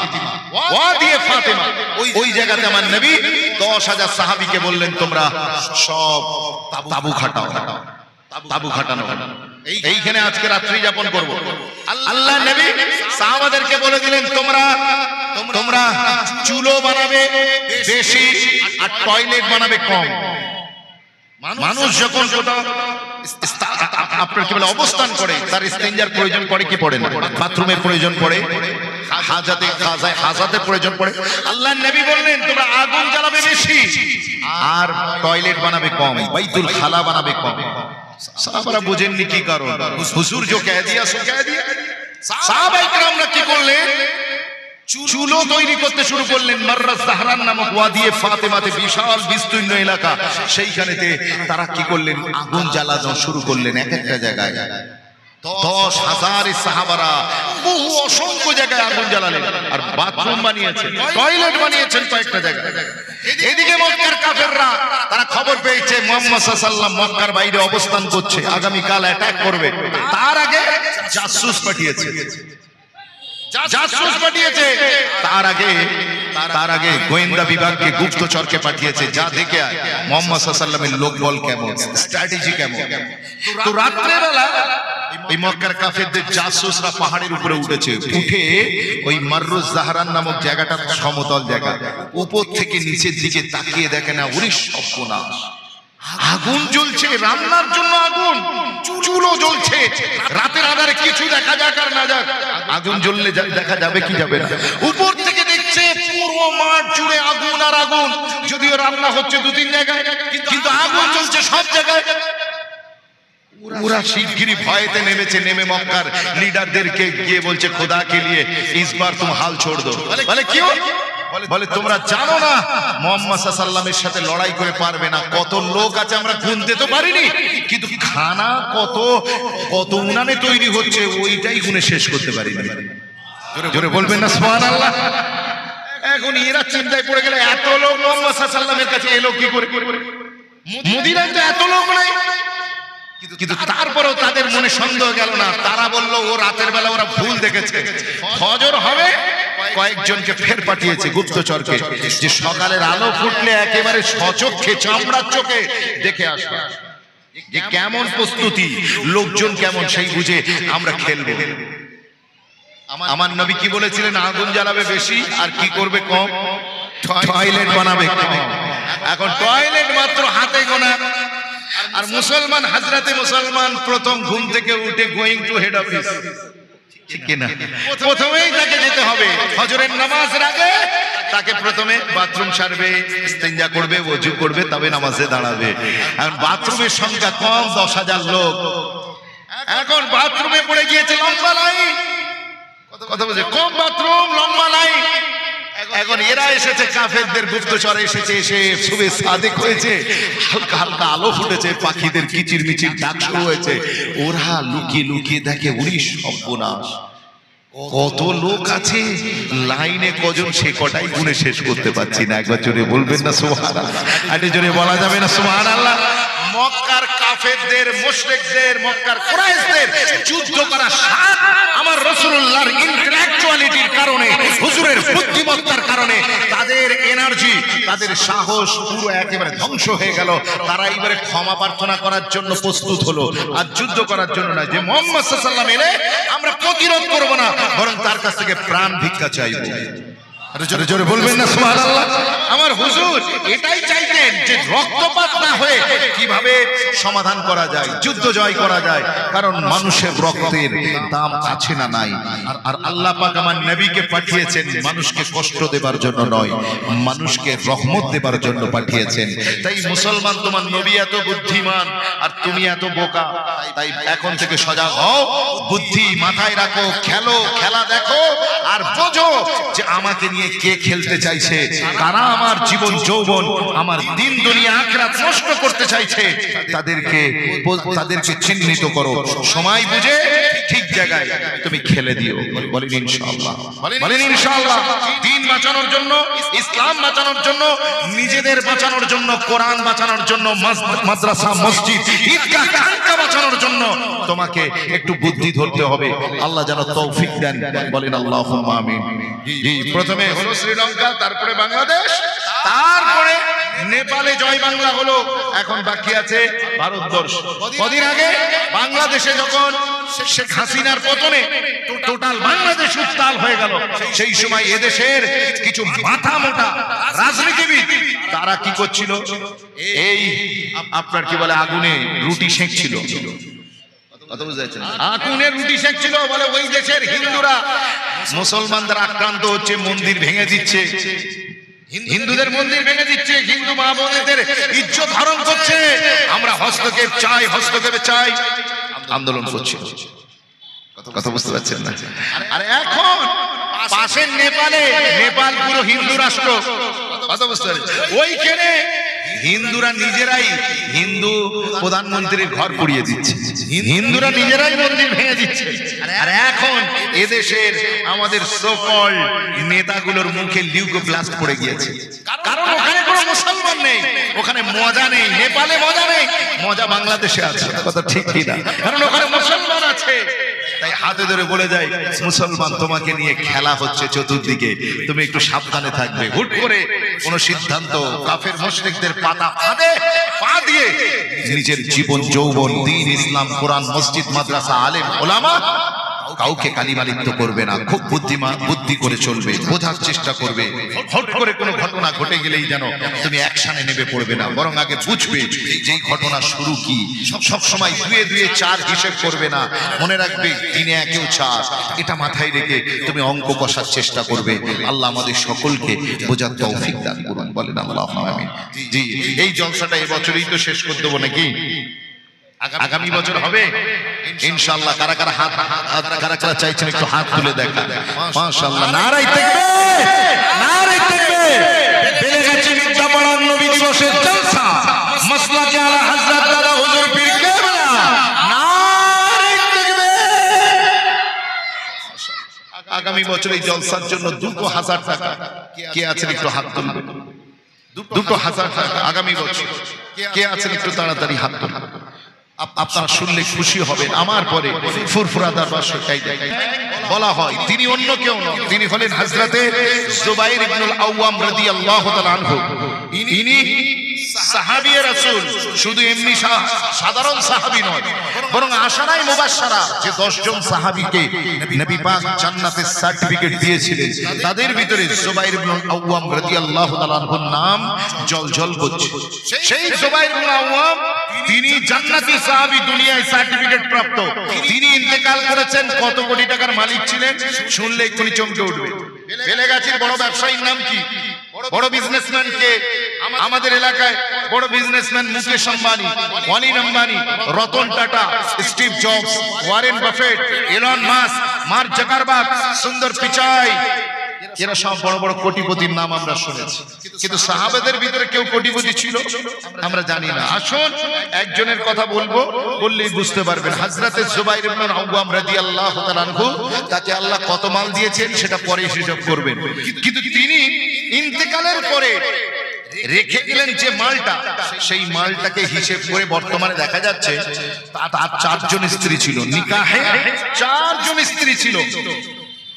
তিনি যখন বিদায় নেন দুনিয়া থেকে, 4 জন স্ত্রী, সেই 4 জন স্ত্রী প্রত্যেকেই 56 মিলিয়ন ইউএস ডলার ভাগে পেয়েছে স্বামীর সম্পদ থেকে। বলুন না সুবহানাল্লাহ।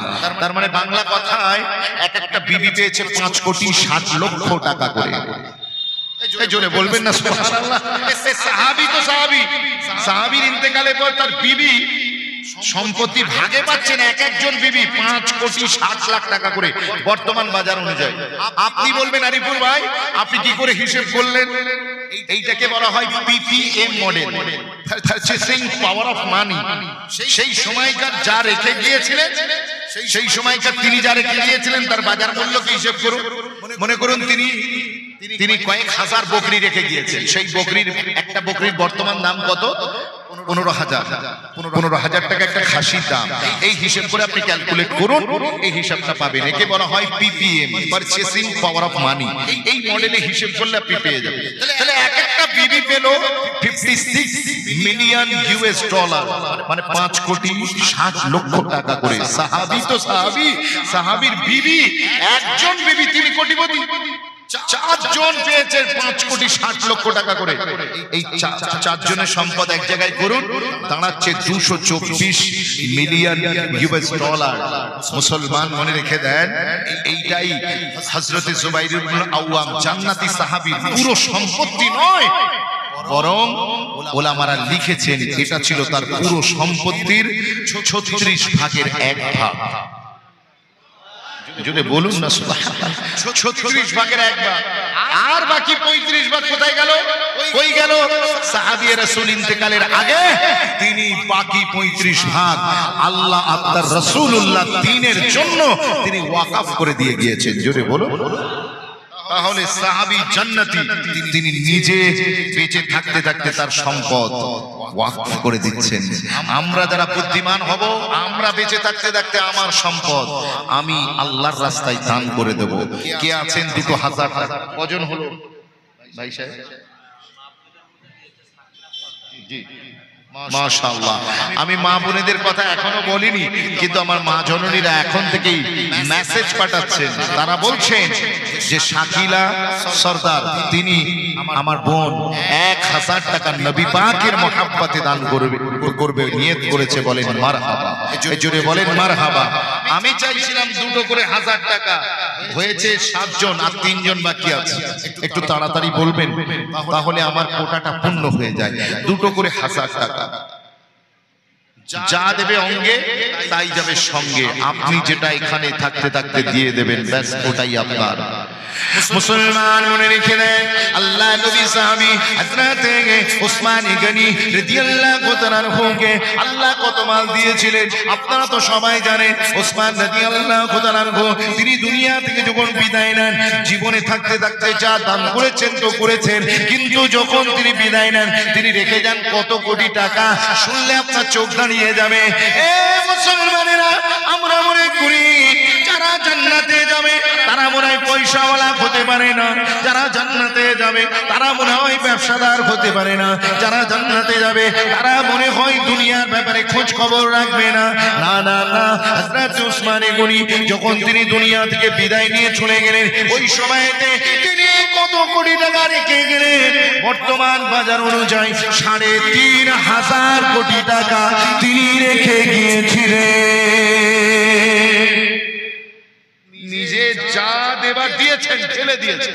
মসজিদুন নববী জায়গা কিনতে হবে, ওসমান লাব্বাইকা ওয়া সাদাইকা ইয়া রাসূলুল্লাহ। বীরের উম্মাহ কিনতে হবে, হুজুর আমি হাজির। মক্কায় মদিনায় কাহাত পড়ে গিয়েছে, দুর্ভিক্ষ, খাবার নেই, কিচ্ছু নেই। ওসমান বলছে হুজুর আমি আজই হাজির আছি। মদিনা শরীফে 1 বছর এত দুর্ভিক্ষ, মানুষের কাছে খাবার কিছু নেই। আমরা লকডাউনের সময় দেখেছি, যদিও ওটা দুর্ভিক্ষ ছিল না, ওটা একটা বিজনেস, যারা করে বিজনেসম্যানদের একটা ট্যাক্টিস ছিল। তারা মাল কম ছাড়ছিল ইচ্ছা করে, মার্কেটে প্রোডাকশন চাহিদা বাড়ানোর জন্য, যাতে তারা বেশি টাকা লাভ করতে পারে। আমাদের যারা ছেলেরা শান্তি খায়, এক একটা শান্তি 10 টাকা 15 টাকা করে পিস কিনেছে, 5 টাকা শান্তি। কথা ঠিক বলছি না? তিরঙ্গা এই ছেলেরা যারা খায়, খোঁজ নিয়ে দেখুন, তারা 5 টাকার পরিবর্তে 10 টাকা করে কিনেছে। আলু কিনতে পাওয়া যাচ্ছিল না, চাল পাওয়া যাচ্ছিল না, সব ব্ল্যাকে চলে গিয়েছে। ওটা আমাদের যদিও দুর্ভিক্ষ ছিল না, কিন্তু কিছুদিন আমরা কিছুটা অসুবিধে ফিল করেছি।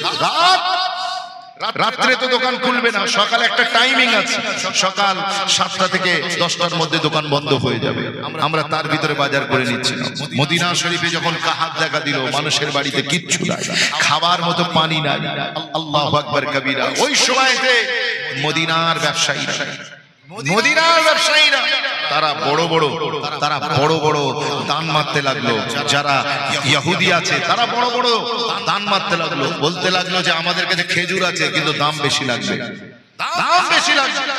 ওসমান গনি ওই বছরে বিদেশ থেকে একটা উট একটা নয়, কয়েকশো উট বোঝাই মাল আসছিল। ওসমানে গনি রাদিয়াল্লাহু তাআলা মদিনার ভিতরে ঢুকবে।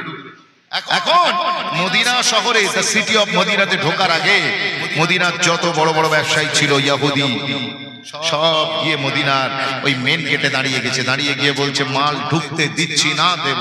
বলে কেন? বলে মাল হয় আমাদের কাছে বিক্রি করতে হবে, আর নচেত তোমাকে ফেরত দিয়ে যেতে হবে। কারণ মদিনা শরীফে এখন দুর্ভিক্ষ চলছে, তোমার এই মাল এলে নরমাল রেটে মাল বিক্রি হবে, আমরা সব কালোবাজারি বন্ধ হয়ে যাবে। ওই সময় ওসমানে গনি বললেন, how much do you want to, তোমরা কত টাকা দিতে পারবে? আমার একটা প্রোডাক্টের উপরে, একটা মালের উপরে কত টাকা দিতে পারবে? একজন বলল, তুমি 1 টাকার মালে, 1 টাকার মালে আমি ডবল দেবো, 2 টাকা দেবো। ওসমান গনি বললেন, না হবে না, হবে না, ডবল দিলে হবে না। বলে আর কে আছো? একজন বলল, আমি 5 গুণ দেবো। বলল হবে না। তার মানে 1 টাকার মালে 5 টাকা। ওসমানে গনি বললেন হবে না। ওসমানে গনি বললেন, আমার একটা 10 টাকার মাল আছে, কত দেবে? একজন বললেন 20, একজন বললেন 50। ওসমানে গনি রাজি হলেন না। তখন এরা অবাক, রে এই একটা বিজনেসম্যান, এ জানে যে এই মালটার দাম এত বেশি হবে না, তারপরেও হাঁটছে কেন? ওসমানে গনি বলছে, তোমরা যত ইচ্ছা বলো, যত ইচ্ছা বলতে থাকো, যতটা পারো, তারপরে আমি শেষ বলবো। একজন বলল 60, বলল হবে না। 70, হবে না। ব্যবসায়ীরা হাল ছেড়ে দিয়েছে। বলে তোমার মাল কে নেবে? কে নেবে? আমাদেরকে শেষ পর্যন্ত দিতে হবে, নাহলে পচবে মাল। ওই সময় ওসমানে গনি বললেন, তোমরা আমার একটা মালে হয় 10 গুণ দিচ্ছ, আমার একটা মালে 10 টাকার মালে 1 গুণ, 2 গুণ, 5 গুণ দিচ্ছ, কিন্তু আমার একটা কাস্টমার আছে, তিনি আমাকে একটা মালের পরিবর্তে 10 গুণ বেশি মুনাফা দেবে। একজন ব্যবসায়ী আর একজন ব্যবসায়ীর দিকে মুখ তুলে দেখাচ্ছে, কে মদিনা শরীফে এইরকম আমার ব্যবসায়ী কবে হলো? আমরা ছাড়া তো আর কেউ নেই। হযরত ওসমানে গনি বললেন, তোমরা কি পারবে 10 গুণের চেয়ে বেশি দিতে? কেউ তো দিতে পারবে। ওসমানে গনি বললেন, শোনো, তোমরা সবাই যে যা দিয়েছো, 7-এর উপরে, 5-এর উপরে, 2-এর উপরে কেউ ওঠনি, কিন্তু আমার একটা কাস্টমার আছে, তিনি আমি 1 দিলে তিনি তার বিনিময়ে 10 দেবেন, 10 দিলে তিনি আমাকে 100 দেবেন। আর জোরে বলবেন না সুবহানাল্লাহ। সমস্ত কাস্টমাররা তারা অবাক হয়ে গেলেন, হুজুর সেই কাস্টমারের নাম তো বলুন। তিনি বললেন, উনি অন্য কেউ নন, উনি কোরআনে কারীমে জানিয়েছেন, মান জা বিল হাসানা ফালাহু আশরু আমসালিহা। আমি আল্লাহ, তোমরা আমার কাছে একটা নেকি নিয়ে এলে, আমি আল্লাহ তোমাকে 10 গুণ দেব। আমার রাস্তায় 1 টাকা দিলে আমি তোমাকে 10 টাকা দেব। আমি আল্লাহ, আমার রাস্তায় 10 টাকা দিলে আমি আল্লাহ তোমার বাড়িতে 100 পরিমাণ সম্পদ পৌঁছে দেব। এই বলে ওসমানে গনি তিনি কি করলেন, উটের পিঠ থেকে মালগুলো নামাতে লাগলেন, আর মদিনার গরিব দুঃখীদের মধ্যে বিনামূল্যে বিতরণ করতে থাকলেন। আজ সময় আছে, আজ সময় আছে। আপনি 2000 দেবেন, আমার আল্লাহ আপনাকে 20,000-এর নেকি নামায় আমলে দিয়ে দেবে। কমান ম্যান, কেন দেরি করছে? আসেন না, আর মাত্র তো 3 জন লোক দরকার। 3 জন 2000 টাকা, একটু তাড়াতাড়ি বলে। 3 জন 2000 টাকা। কে আছেন আমার যুবক ভাই? 2000 টাকা 1 বছর চাই। আল্লাহ আপনাদের রুজিতে কামাইতে বরকত দেবে। রাস্তাঘাটে চলাফেরা করেন, আল্লাহ জান, মাল, ইজ্জত, আবরুকে হিফাজত নসিব করবেন। কে আছেন একটু তাড়াতাড়ি হাত তোলেন না বাবা, একটু মহাব্বতে হাত তুলুন। 2000 টাকা, 3 জন মাত্র বাকি, 3টে যুবক ছিল। আমি শুরুতেই বলেছি আমি কালেকশনের বক্তা নয়, আমি করতে পারি না, এটা আমাদের হয় না, কিন্তু তারপরেও আমার ভাইরা বড় ভালোবাসে। নবী দিবসের জলসা, একটু সুযোগ এদেরকে আগিয়ে দিলে এনারা একটু সাহস পায়। আসুন না, সবাই মিলে করি কাজ, হারি জিতি নাহি লাজ। কে আছেন একটু সবাই মিলে আজকে মিদ্যেপাড়ার জলসাটাকে সাকসেস করব? 2000 টাকা কোন যুবক, কোন যুবতী, আমার কোন মা বোন, আমার কোন বাবাজি একটু হাত তুলবেন। আমার আল্লাহ, আমার পরবর্তীকার বিনিয়াস দাতাদের কোনোদিন কমই করেন না, কিন্তু মনে রাখবেন কুঞ্জুসের মাল কোনোদিন বাড়ে না, কুঞ্জুস কোনোদিন সুখী হতে পারে না। কে আছেন 2000 টাকা যার দেবার তৌফিক আছে? আমরা জানি না, কিন্তু আল্লাহ জানেন। আমি অনুরোধ করব 2000 টাকা। আচ্ছা, 1000 টাকা কে আছেন একটু হাত তুলবেন? 1 বছর টাইম, 1000 টাকা একটু হাত তোলেন ভাই। একটা 1000 টাকা। আগামী 1 বছরের আগে আমাদের নজরুল ভাই, নজরুল মিত্র 1000 টাকা। বলেন আলহামদুলিল্লাহ, আর একটু জোরে বলেন আলহামদুলিল্লাহ। নারায়ে তাকবীর, নারায়ে তাকবীর। দাতা গণ জোরে বলেন মারহাবা, নারায়ে তাকবীর। আমার মা বোনেরা বাচ্চা বাচ্চা ছেলেদের হাত করে বলে পাঠান, নবীর জলসা আপনাদের অ্যাকাউন্টে 6000 টাকা করে ঢুকছে, 5000 টাকার মেকআপ কিনবেন, আইলানা, আশকারা, মাস্কারা, হুরুপেন, হাইলাইট, ফাউন্ডেশন, যা আছে সব কিনবেন, কিন্তু একটা 1000 টাকা নবীর জন্য মহাব্বতে রেখে দেবেন। তার কারণ আমার নবী পাক তিনি ছেলেদের জন্য, আপনাদের অভিযোগ যে ছেলেদেরকে সব সুযোগ দিয়েছে, আমরা নারীরা কি পেলাম? আমার নবী ইন্তেকালের আগে, দুনিয়া থেকে কবরে আনওয়ারে তশরীফ নিয়ে যাবার আগে, তিনি আপনাদের জমিনটাকে পছন্দ করে আম্মাজান আয়েশা সিদ্দিকার ঘর, একটা নারীর ঘরকে কিয়ামত পর্যন্ত নিজের ঘর বানিয়ে নিয়েছেন। আরো জোরে বলবেন না সুবহানাল্লাহ। হ্যাঁ মা বোনেরা, আপনারা একটু আগিয়ে আসুন, আপনারা সহযোগিতার হাত বাড়িয়ে দিন। কার জন্য করবেন? নবীর জন্য করবেন। আম্মাজান আয়েশা সিদ্দিকা রাদিয়াল্লাহু তাআলা আনহা, তারাকে জিজ্ঞাসা করুন নবী পাক বিবিদেরকে কেমন ভালোবাসতেন, মেয়েদেরকে কেমন ভালোবাসতেন।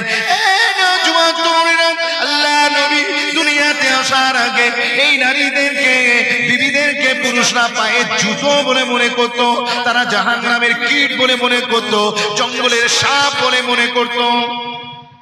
এই দুনিয়া মেয়েদেরকে জাহান্নামের কীট বলে মনে করত, আর যে স্ত্রীর সাথে তারা বেড শেয়ার করত, সেই স্ত্রীকে পায়ের চপ্পল আর জুতো বলে মনে করত, পায়ের নিচে রাখত নারীকে।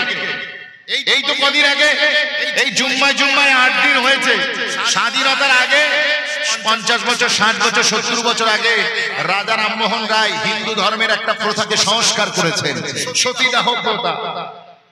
এই মেয়েদেরকেই তো স্বামীর সঙ্গে আগুনে জ্বলতে হতো, অথচ 1500 বছর আগে তাম পৃথিবীর মানবতার মুক্তির দূত, he was the most smartest personality in the world, সারা পৃথিবীর সবচেয়ে সেরা ব্যক্তিত্ব মুহাম্মদ নবী, আব্দুল্লাহ কা দুররে ইতিম, আমিনা কা লাল, সোহরা কা বাবা, হাসনাইন কা নানা, সিদ্দিক কা ইয়ার, বেলাল কা কামখার মদিনার মসজিদে দাঁড়িয়ে বললেন, তোমাদের ভিতরে যদি কারো দুটো মেয়ে থাকে, তাহলে ওই দুটো মেয়েকে লেখাপড়া শিখিয়ে যদি বাপ বড় করতে পারে, সুন্দর আদব কায়দা শিখিয়ে বড় করতে পারে, হাসি মুখে বিদায় দিতে পারে, আমি মুস্তাফা যে জান্নাতে থাকবো, এই আঙ্গুল দুটোর পাশাপাশির মতো কিয়ামতের দিন সে আমি রাসূল আমার সাথে জান্নাতে থাকবে। আরো জোরে বলবেন না সুবহানাল্লাহ। সঙ্গে সঙ্গে একজন উঠে দাঁড়িয়েছে, দাঁড়িয়ে ঝরঝর করে কাঁদছেন, বলছেন হুজুর আমার দুটো নেই, আমি কি জান্নাতে যেতে পারবো না? আমার একটা আছে, একটা আছে। দেখুন এই বাপই তো রাসূল আসার আগে মাটি খুঁড়ে পুঁতে দিচ্ছিল, আর এখন বাপের দুটো হয়নি মেয়ে, দুটো কন্যা হয়নি বলে তিনি মসজিদুন নববীতে কাঁদছেন। আপনি দেখুন, the history has changed, picture পাল্টে গয়া। বিশ্বাস করুন রাসূল এসেছেন, পুরো পৃথিবীর গেম চেঞ্জ করে দিয়েছেন। আগে যে বাপ মেয়েকে জমিনে পুঁতে দিয়ে নাচানাচি করত, অহংকার করত, এখন সেই বাপই বলছে হুজুর আমার দুটো নেই, আমার কি হবে? আমি কি জান্নাতে আপনার পাশে থাকতে পারবো না? আমার নবী বললেন, এই সাহাবী, তুমি একটাকেই ভালো করে মানুষ করে তুমি তাকে বিদায় করো, আমি রাসূল বলছি তুমিও আমার সাথে থাকবে। একটু জোরে বলবেন না সুবহানাল্লাহ। একজন উঠে দাঁড়িয়েছে, দাঁড়িয়ে বলছে হুজুর আমার না দুটো আছে না একটা আছে, मैं जाऊं तो किधर जाऊं? হুজুর আমার কি হবে? আমার তো কেউ নেই, আমার একটা কন্যা একটাও মেয়ে নেই, হুজুর আমার কি হবে?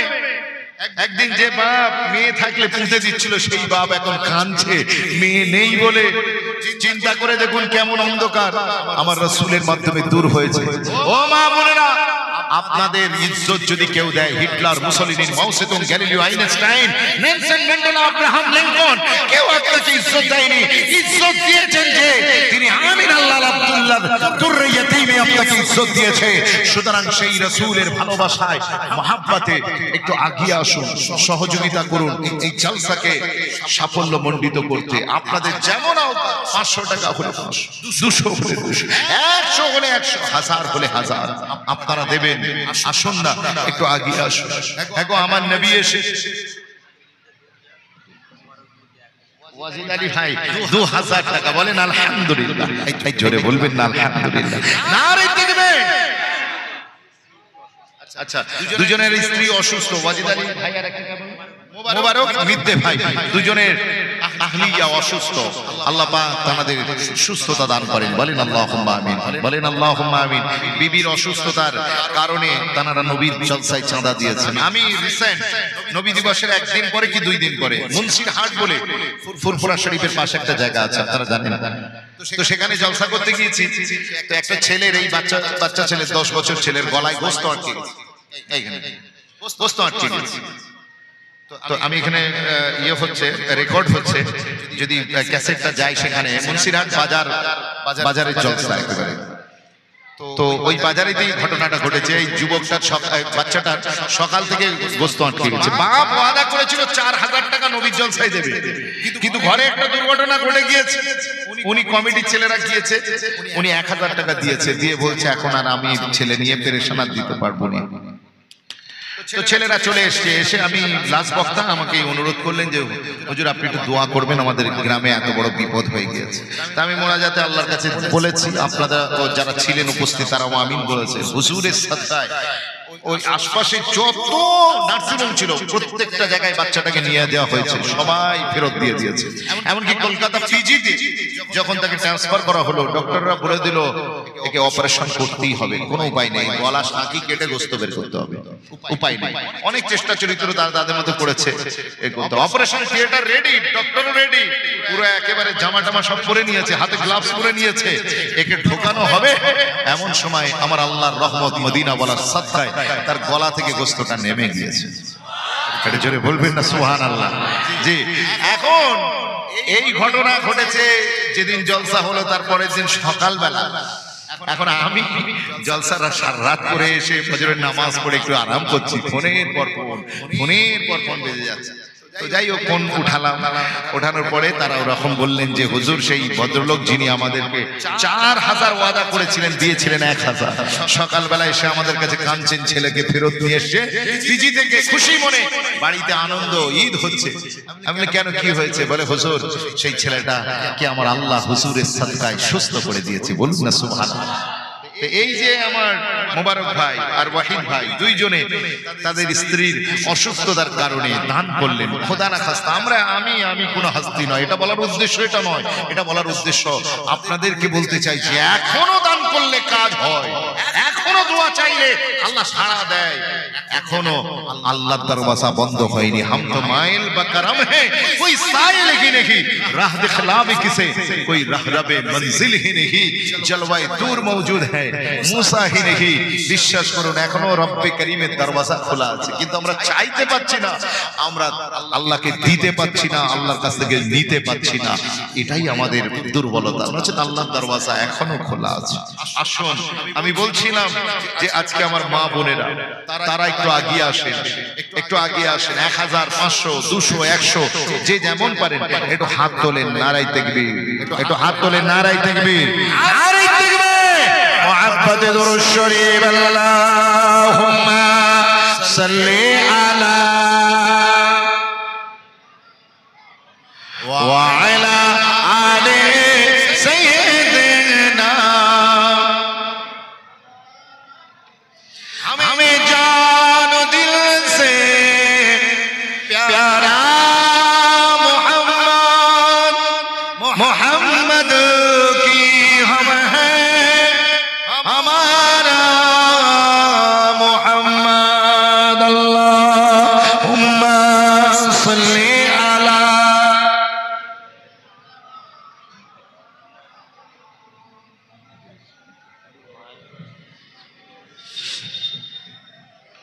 জোরে জোরে পড়েন اللہم صلی علی। ছেলেরা পড়ো না বাবা, अल्लाह आपका भला करे। वाला आले सैयदना, मुसलमानी ছেলে মেয়েরা, বারা নওজোয়ান তরুণেরা, এ নবী পাকের গোলামেরা, আম্মা জান আয়েশা সিদ্দিকা সিদ্দিকা রাদিয়াল্লাহু তাআলা আনহা বলছেন, আল্লাহ নবী আমাকে এত মহব্বত করেছেন, এত ভালোবেসেছেন। আল্লাহ নবী দুনিয়াতে আসার আগে আমি আয়েশা জানতাম না নবী পাকের আমি আহলিয়া হব, এটা আমি জানতাম না। হুজুরের আহলিয়া হব, হুজুরের সংসার করব, এটা আমি জানতাম না। আমার আল্লাহ আমার নসিবকে কত চমৎকার বানিয়েছে। আল্লাহ পাক আমাকে নবী পাকের আহলিয়া হওয়ার সুযোগ করে দিয়েছেন। একবার জোরে বলুন না সুবহানাল্লাহ। আম্মা জান আয়েশাকে কেউ জিজ্ঞাসা করছেন, do you miss your husband? আপনার নবী দুনিয়া থেকে বিদায় নিয়ে আপনার ঘরে তাশরীফ নিয়েছেন, হুজুর কবরে আনোয়ারে চলে গিয়েছেন, এখনো কি হুজুরের কথা মনে পড়ে? আম্মা জান আয়েশা সিদ্দিকা বলছেন, আহা তুমি কি বলছো, আমি হুজুরকে মিস করব না? আমার শয়নে স্বপনে মরণে জাগরণে একটাই নাম, নামে মুহাম্মদ সাল্লাল্লাহু আলাইহি ওয়াসাল্লাম। হুজুরকে ভুলতে পারি কেমন করে? বলে কেন হুজুরকে এত মনে পড়ে কেন? বলে শোনো, জাহিলিয়াতের জামানা নারীদের একটা শারীরিক অসুস্থতা হয় এভরি সিঙ্গেল মান্থে।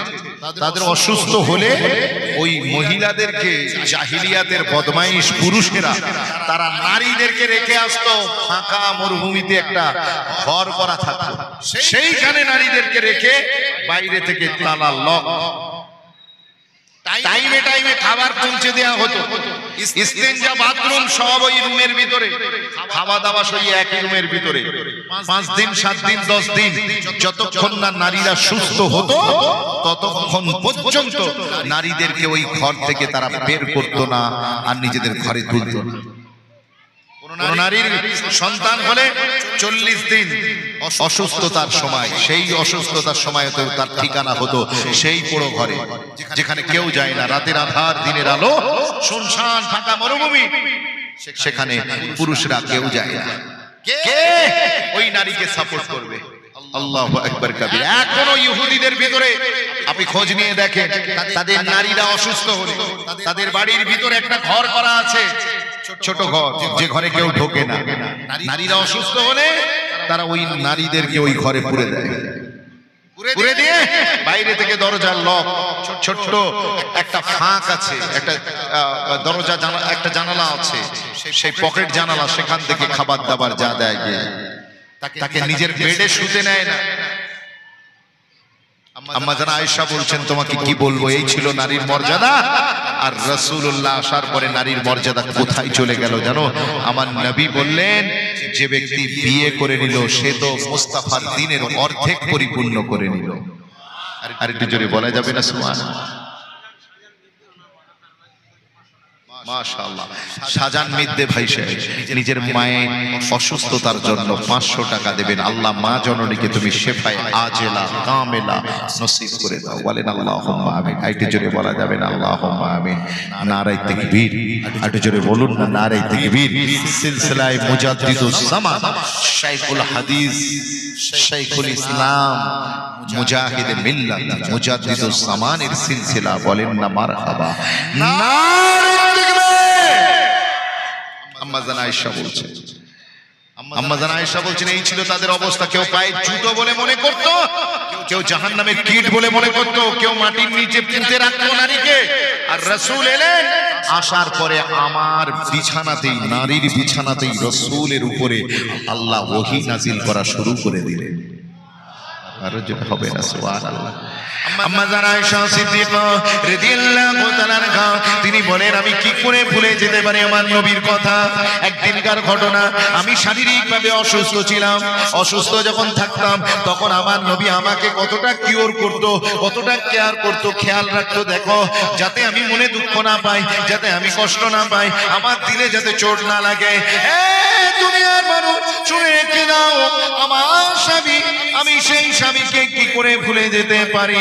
আমার নবী পাক আমার অসুস্থতার সময়তে আমার কোলে মাথা রাখতেন, আমার কোলে মাথা রাখতেন। আমি আয়েশা অসুস্থ থাকতাম, আমি থাকতাম না পাক, আমার শরীর থাকতো না পাক, কিন্তু আমার শরীর মোবারকে যিনি আমার শরীরের উপরে চার সার মোবারক থাকতো তিনি রাসূলুল্লাহ নিজে পাক, রাসূলের জবান পাক। আর তিনি আমার এই অসুস্থতা অবস্থায় আমার কোলে মাথা রেখে তিনি যে তিলাওয়াতটা করতে বলছেন যে কিতাবের, সেই কিতাবটা কোরআন শরীফ, সেই কোরআন শরীফ ও পাক। একবার জোরে বলা যাবে না সুবহানাল্লাহ। আম্মা জান আয়েশা বলছেন আমি না পাক, আমি নিজে না পাক, আমার নবী পাক, হুজুরের জবান পাক, হুজুরের তেলাওয়াত পাক। আমি অসুস্থ অবস্থায় রাসূলুল্লাহ আমার কোলে মাথা রেখে আল্লাহর পাক কালামুল্লাহ শরীফের তিলাওয়াত তিনি করে যেতে। ও দুনিয়া, তোমরা আমাকে বলছো আমি রাসূলকে মিস করি কিনা, শুনে রেখে দাও। ও দুনিয়া শোনো, আমি আয়েশা বলছি, আমি রাসূলুল্লাহর ঘর করার আগে দুনিয়া আমাকে চিনতো না, দুনিয়া আমার পরিচয় জানতো না।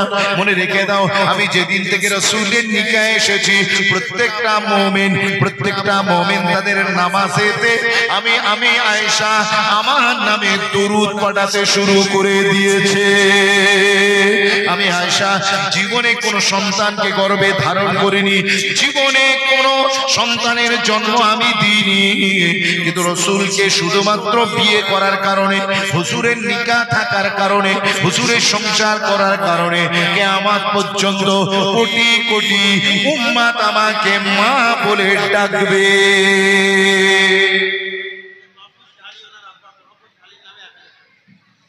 আম্মা জান আয়েশা সিদ্দিকা কোন সন্তানের জন্ম দিয়েছিলেন না, কিন্তু পৃথিবীর প্রত্যেকটা উম্মত, বর্তমান 200 কোটি উম্মত, তারা একটাই কথা বলেন, যখনই আম্মা জানের নাম নেন তখন কি বলেন? আম্মা জান আয়েশা সিদ্দিকা রাদিয়াল্লাহু তাআলা আনহা। জি, আম্মা জান বলে সম্বোধন করে। কিসের কারণে? যদিও উনি কোন সন্তানের জননী নন, সন্তানের মা নন, কিন্তু সবার আম্মা জান হলেন কি করে? যার কারণে হয়েছেন তিনি হলেন মুস্তাফা, যার কারণে হয়েছেন তিনি অন্য কেউ নন, তিনি হলেন আপনার নবী।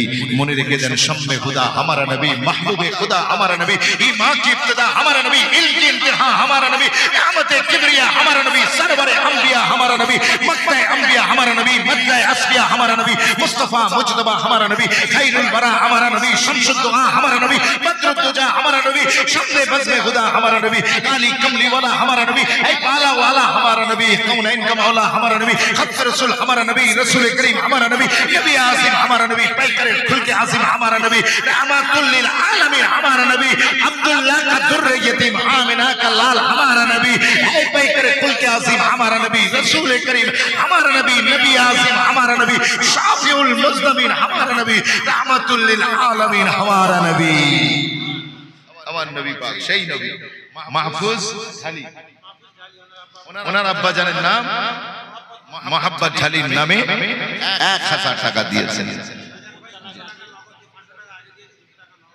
জি, 500 টাকা আগে দিলেন এবং শাহজাহান ভাই এখন 200 টাকা নগদে দিলেন মার জননীর দোয়ার জন্য। আল্লাহ শেফায়ে আজেলা কামেলা নসিব করেন, বলেন আল্লাহুম্মা আমিন।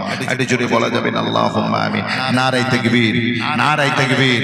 জি, চায়নাতে একবার ভূমিকম্প হয়েছিল, চায়নাতে একবার ভূমিকম্প, তোলপাড় ভূমিকম্প। যে চায়না এখন পৃথিবীর মোস্ট গ্রোয়িং ইকোনমি কান্ট্রি, পৃথিবীর সবচেয়ে দ্রুত গতিতে এগিয়ে যাচ্ছে, সুপার পাওয়ার কদিন পরে আমেরিকা হয়তো থাকবে না, পৃথিবীর মোড়ল হবে চায়না। সেই চায়না টেকনোলজি আমাদের ঘর ঘরে আছে। সেই চায়নাতে একবার ভূমিকম্প হয়ে গিয়েছিল। তো ভূমিকম্পের পরে যখন উদ্ধারকারী কর্মীরা সব সরাচ্ছিলেন, জিনিসপত্র সরাতে সরাতে অনেক দিন পর, কথা বুঝতে না, আর যে কথা চিড়ে চাপটা হয়ে গেছে। তো ওই সময়তে একটা দীর্ঘদিন পরে, মানে 4-5 দিন পরে একটা লাশ ওখান থেকে পাওয়া গেল। একটা মা জননী আর একটা তার বাচ্চা, দুধের শিশু পাওয়া গেল। সেই দুধের শিশুটা ঠোঁটেতে মা জননীর হাতের আঙ্গুল ঢোকানো আছে, আর সেখান থেকে ফিনকি দিয়ে রক্ত বেরোচ্ছে, তাজা রক্ত বেরোচ্ছে। মাও অজ্ঞান, শিশু অজ্ঞান। এই অবস্থায় দুজনকে হসপিটালাইজ করা হলো। দীর্ঘ চিকিৎসার পরে তাদের হুঁশ ফিরে এলো। রিপোর্টাররা বলেন, how did you possible it, কেমন করে এটা পসিবল হলো যে তোমরা এতদিন পরেও বেঁচে ফিরলে, এই থেকে ভূমিকম্প থেকে বেঁচে ফিরলে, এতদিন তো বাঁচার কথা না। তখন বললো, আমরা কি করে ফিরেছি তা জানি না। বলে, তোমার হাতে রক্ত কেন, আর এই হাতটা, এই আঙুলটা বাচ্চার মুখে কেন? বলে, শোনেন, আমি রান্নাঘরে কাজ করছিলাম, বিল্ডিং ধসে পড়েছিল, ওই সময় কোলে বাচ্চা ছিল, বলে আমার বাচ্চা ছিল, আমি কিচেনে কাজ করছিলাম, হঠাৎ করে ওই বিল্ডিং ধসে পড়েছে, আর ওই বিল্ডিং এর 2 ফাঁকে আমিও আটকে গেছি, আমার বাচ্চাও আটকে গিয়েছে। এত চিৎকার করলাম, এত টাকাটা কি করলাম, কিন্তু আমাদের ডাক কেউ শুনতে পাইনি। মাটির তলায় আমরা ধ্বংসস্তূপের ভিতরে বন্দী। উদ্ধার কার্য চলছে, অন্যদিকে আওয়াজ পাচ্ছি, শুনতে পাচ্ছি জেসিবি মেশিন নিয়ে আপনার সেনাবাহিনী কাজকর্ম করছে, কিন্তু আমাদের আওয়াজ কেউ শোনেনি। আমরা একেবারে নিচের দিকে চলে গিয়েছিলাম। তো তারপরে প্রথম দিন আমার স্তনে যা দুধ ছিল আমার বাচ্চাকে আমি পান করিয়েছি। এখন আমি তো কিছুই খাইনি, আমি ক্ষুধার্ত তৃষ্ণার্ত। আমি বাচ্চাকে যতটুকু পেরেছি পান করিয়েছি। এই করাতে করাতে হঠাৎ করে আমার স্তনে দুধ শুকিয়ে গিয়েছে, আমার জবান আঠা হয়ে গিয়েছে, আমার পেটে ক্ষুধায় নাড়ি ছিঁড়ে যাবার মতো অবস্থা। এই অবস্থায় আমি মনে করলাম আমি অজ্ঞান হয়ে যাব, আমার হয়তো বেহুশ হয়ে যেতে পারে, কিন্তু আমি তো মা, আমার বাচ্চাকে ছেড়ে যেতে পারি না। আমি বাচ্চাটাকে কি করলাম, বাচ্চাটা তখনও কান্নাকাটি করছে, তখন আমি আমার এই আঙ্গুলটাকে দাঁত দিয়ে আমি ছিঁড়লাম, আঙ্গুলের চামড়াটাকে ছিঁড়লাম, ছিঁড়ে সেই ছেঁড়া আঙ্গুলটা বাচ্চার মুখে দিলাম, আর ফিনকি দিয়ে রক্ত বেরোতে শুরু করলো। আমার বাচ্চা ওটাকেই দুধ মনে করে, পানি মনে করে পান করতে শুরু করলো। আমার এই দেখে খুশির কোনো শেষ ছিল না। আমি জানতাম আমি বাঁচবো না, কিন্তু আমার বাচ্চাকে বাঁচানোর শেষ চেষ্টাটুকু আমি করি। এই করতে করতে হঠাৎ করে আমার যে কখন হুঁশ চলে গিয়েছে আমি জানি না। একবার জোরে বলবেন না সুবহানাল্লাহ। এই হলো মা, যিনি নিজের জানের পরোয়া না করে বাচ্চাকে বাঁচান। আজকে সেই মায়েদেরকে আমরা অনেকেই ভুলে গিয়েছি, কিন্তু আমার কি ভাই শাহজাহান ভাই মাকে ভোলেননি। মা অসুস্থ, তাই মন ভালো নেই, প্যারালাইসিস হয়ে পড়ে আছেন। আল্লাহ তুমি তার শারীরিক সুস্থতা দান করেন, বলেন আল্লাহুম্মা আমিন। আল্লাহ এই বাচ্চাগুলোর নেক হায়াত দান করুন, বাবার নেক দোয়া বাচ্চার মাথার উপরে নসিব করে দিন, বলেন আল্লাহুম্মা আমিন। আসেন আব্বার জন্য মহাব্বতে 1000 টাকা, জোরে বলেন না মারহাবা, জোরে বলেন না মারহাবা। আল্লাহ তাআলা আব্বাজানকে ক্ষমা করে দিন, আমার লুৎফর ভাইকেও ক্ষমা করে দিন। আল্লাহ গো, এখানে মাহফিলে যতজন এসেছেন প্রত্যেককে আল্লাহ তুমি maaf করে দাও। এই মজলিস থেকে ওঠার আগে এখানকার বরকত প্রত্যেকের বাড়ি পর্যন্ত পৌঁছে দাও। যার বাড়িতে অভাব আছে এই মজলিসের পরে অভাবকে তুমি দূর করে দাও। আল্লাহ আজকে আমাদের মুসলমানদের উপরে কি বিপদ, কি মুসিবত। মুসলমানেরা জান নিয়ে ঘুরে বেড়াতে পারছে না, রাত 12টার পরে ট্রেনে বাসে আসতে পারে। আমরাও জলসা নিতে গেলে আমাদেরকে বড় ভয় লাগে যে কোন জায়গায় কি হবে না হবে। আল্লাহ তুমি এই খৌফ থেকে আমাদেরকে বাঁচাও। আল্লাহ তুমি জালেমদেরকে শেকেস দাও, হয় হেদায়েত দাও, নয় তাদেরকে নাস্তানাবুদ করে দাও। ভারতবর্ষকে শান্তিময় করে দাও, বলেন আল্লাহুম্মা আমিন। আরো জোরে বলেন না আল্লাহুম্মা আমিন। ভারতবর্ষে যারা অশান্তি করতে চায়, যারা দাঙ্গা হাঙ্গামা লাগাতে চায়, মুসলমান নিরীহ মানুষের উপর অত্যাচার করতে চায়, আল্লাহ তুমি তাদের হেদায়েত দাও, আর নচেত তাদেরকে তাবাহ করে দাও, বলেন আল্লাহুম্মা আমিন। আসেন, আর কে আছেন একটু তাড়াতাড়ি। সুলতানা কি নাম, এটা নিয়েছিলেন নাম নাকি? মুনতাহানা, জি মুনতাহানা গাজী মিনহাজ মন্ডল। আরে কি নাম, কি গাজী? তাকরিম গাজী মিনহাজ মন্ডল। তিনজনে মিলে নানার নামে 1500 টাকা, 500 নানা দান করেছে বাচ্চাদের নামে, মানে নাতিদের নামে, বলেন আলহামদুলিল্লাহ। একটু জোরে বলবেন না সুবহানাল্লাহ, বলেন না সুবহানাল্লাহ, একটু জোরে বলেন না সুবহানাল্লাহ। নারে তাকবীর। আল্লাহ নানার কোল জোড়া করে রাখেন নাতিগুলোকে, বলেন আল্লাহুম্মা আমিন। আল্লাহ এই বাচ্চাগুলোকে নেক হওয়ার তৌফিক দান করুন, মুস্তাফা সাচ্চা গোলাম হওয়ার তৌফিক দান করুন, বাপ্পার নূরে নজর হওয়ার তৌফিক আতা করেন, বলেন আল্লাহুম্মা আমিন। আসেন, আর কে আছেন একটু তাড়াতাড়ি বলেন, দেরি করবেন না, আমি বিদায় নিয়ে চলে যাব। জি আসেন, একটু মহাব্বতে কে আছেন একটু তাড়াতাড়ি বলেন। যে আমার পরে ফুরফুরা দরবার শরীফ থেকে আমাদের সকলের ঐতিহ্যবাহী দরবার, আমাদের সকলের হৃদয়ের টান, নারীর টান, যে দরবারের সাথে সেই ফুরফুরা দরবার শরীফ আউলাদে মুজাদ্দিদুস জামান, যে দাদা হুজুর বাংলার জমিনে যদি না আসতেন আমাদের হেদায়েত পাওয়া যে কত বছর পিছিয়ে যেত এটা আমরা জানি না। সেই মুজাদ্দিদুস জামান বাংলার গ্রামে গ্রামে, গলিতে গলিতে, শহরে নগরে প্রান্তরে, নদী নালায়, জি গ্রামে গঞ্জে তিনি ঘুরে ঘুরে ঘোড়ার গাড়ি, আপনার ঠেলা গাড়ি করে, মানুষের পালকিতে করে তিনি যেভাবে দিন ইসলাম প্রচার করেছেন, আজকে তার রেখে যাওয়া বাগান এটা। আমরা বড় খুশনসিব, আজকে এখানে আসার আগে লোক আমাদের পায়ের নিচে ফুল বিছিয়ে দিচ্ছে, যাবার সময় পকেটে হাদিয়া জোর করে গুঁজে দিচ্ছে। জি, কেউ যদি ডিমান্ড নাও করে হুজুরের পকেটে জোর করে গুঁজে দিচ্ছে, বলছে না হুজুর আমাদের মিথ্যে পাড়ার এটা কোনো ট্র্যাডিশনই নয় যে আমরা কোনো বক্তাকে খালি হাতে পাঠাবো। আপনি না বলে এলেও আপনাকে আমরা আপনার সম্মান জানাবো। বিশ্বাস করুন, এই যে মহাব্বত, এই যে ভালোবাসা, এই বাগান, এখানে বেরোনোর পরে জুম্মা পড়বেন মসজিদ সামনে, মরে যাবেন পাশে গোরস্থান, কবরস্থান রেডি, ঈদের নামাজ হবে, ঈদগাহ প্রস্তুত। জি, বিশ্বাস করুন পুরো ময়দান রেডি। যার কদমের ওসিলা তিনি বঙ্গপুত্র ঊনবিংশ শতাব্দীর বঙ্গপুত্র শাহ আবু বকর সিদ্দিকী ফুরফুরাবি রাহিমাহুল বারি হুজুরের সাদকা, জোরে বলুন না সুবহানাল্লাহ। সেই হুজুরের আওলাদে গ্রামী এবং ফুরফুরা দরবার শরীফের অন্যতম সর্ববয়োজ্যেষ্ঠ পীর ও মুর্শিদ, আমাদের সকলের মাথার তাজ শাহ সুফি পীরে কামিল হযরতুল আল্লাম সুলতানুল রাইসিন মারহুম মাগফুর ছোট হুজুর পীর কেবলার সুযোগ্য সাহিব চাচা, জি পীর আল্লামা ওমর চাচা জান, ওমর সিদ্দিকী আল কুরাইশি চাচা জান হুজুর পীর কেবলা আপনাদের খিদমতে আসবে। খুশি না বেজার? এজন্য বলেন খুশি না বেজার? মাশাআল্লাহ, আল্লাহ কবুল করেন, বলেন আমিন।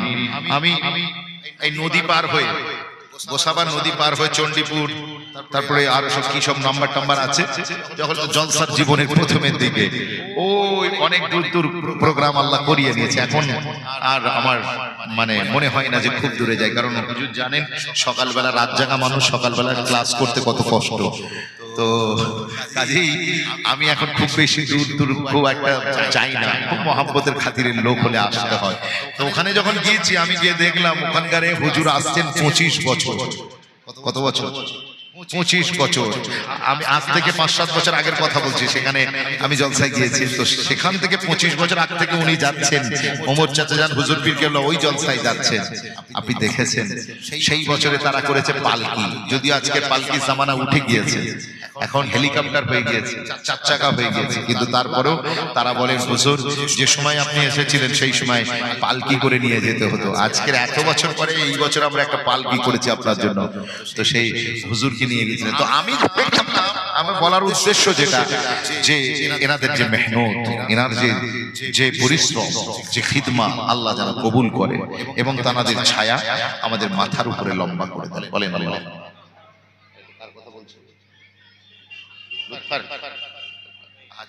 আর কে আছেন একটু বলেন তাড়াতাড়ি, 500 করে কে দেবেন? একটু হাত তোলেন, 500 করে, একটু 500 করে বলেন, হ্যাঁ একটু মহাব্বতে বলেন। আমি বিদায় নেব, দোয়া করে দেবো। আপনাদের খিদমতে হুজুর কেবলা আসবেন, প্রাণ জুড়ি ওয়াজ নসিহত করবেন, জ্ঞান গর্ব আলোচনা করবেন। আল্লাহ আমাদের আলোচনা, আমাদের বসা, আমাদের সময় দেওয়া, আমাদের মেহনত, আমাদের হাড় ভাঙা খাটনি কবুল করে নেন, বলেন আমিন। আর কে আছেন একটু 500 টাকা করে? কোনো যুবক ছেলে আছে কি? এই কত? না না কি বলছে? 2000 বলেন আলহামদুলিল্লাহ। 10টা হয়েছে 2000। দেখেন আমার খুলুসিয়াত ছিল, নিয়ত ছিল, আপনাদেরও নেক নিয়ত ছিল, কমিটিরও নেক নিয়ত ছিল। 2000 টাকা করে 10 জন চেয়েছেন, আলহামদুলিল্লাহ আল্লাহ পুরা করেছেন, বলেন আলহামদুলিল্লাহ। আর একটু জোরে বলেন আলহামদুলিল্লাহ।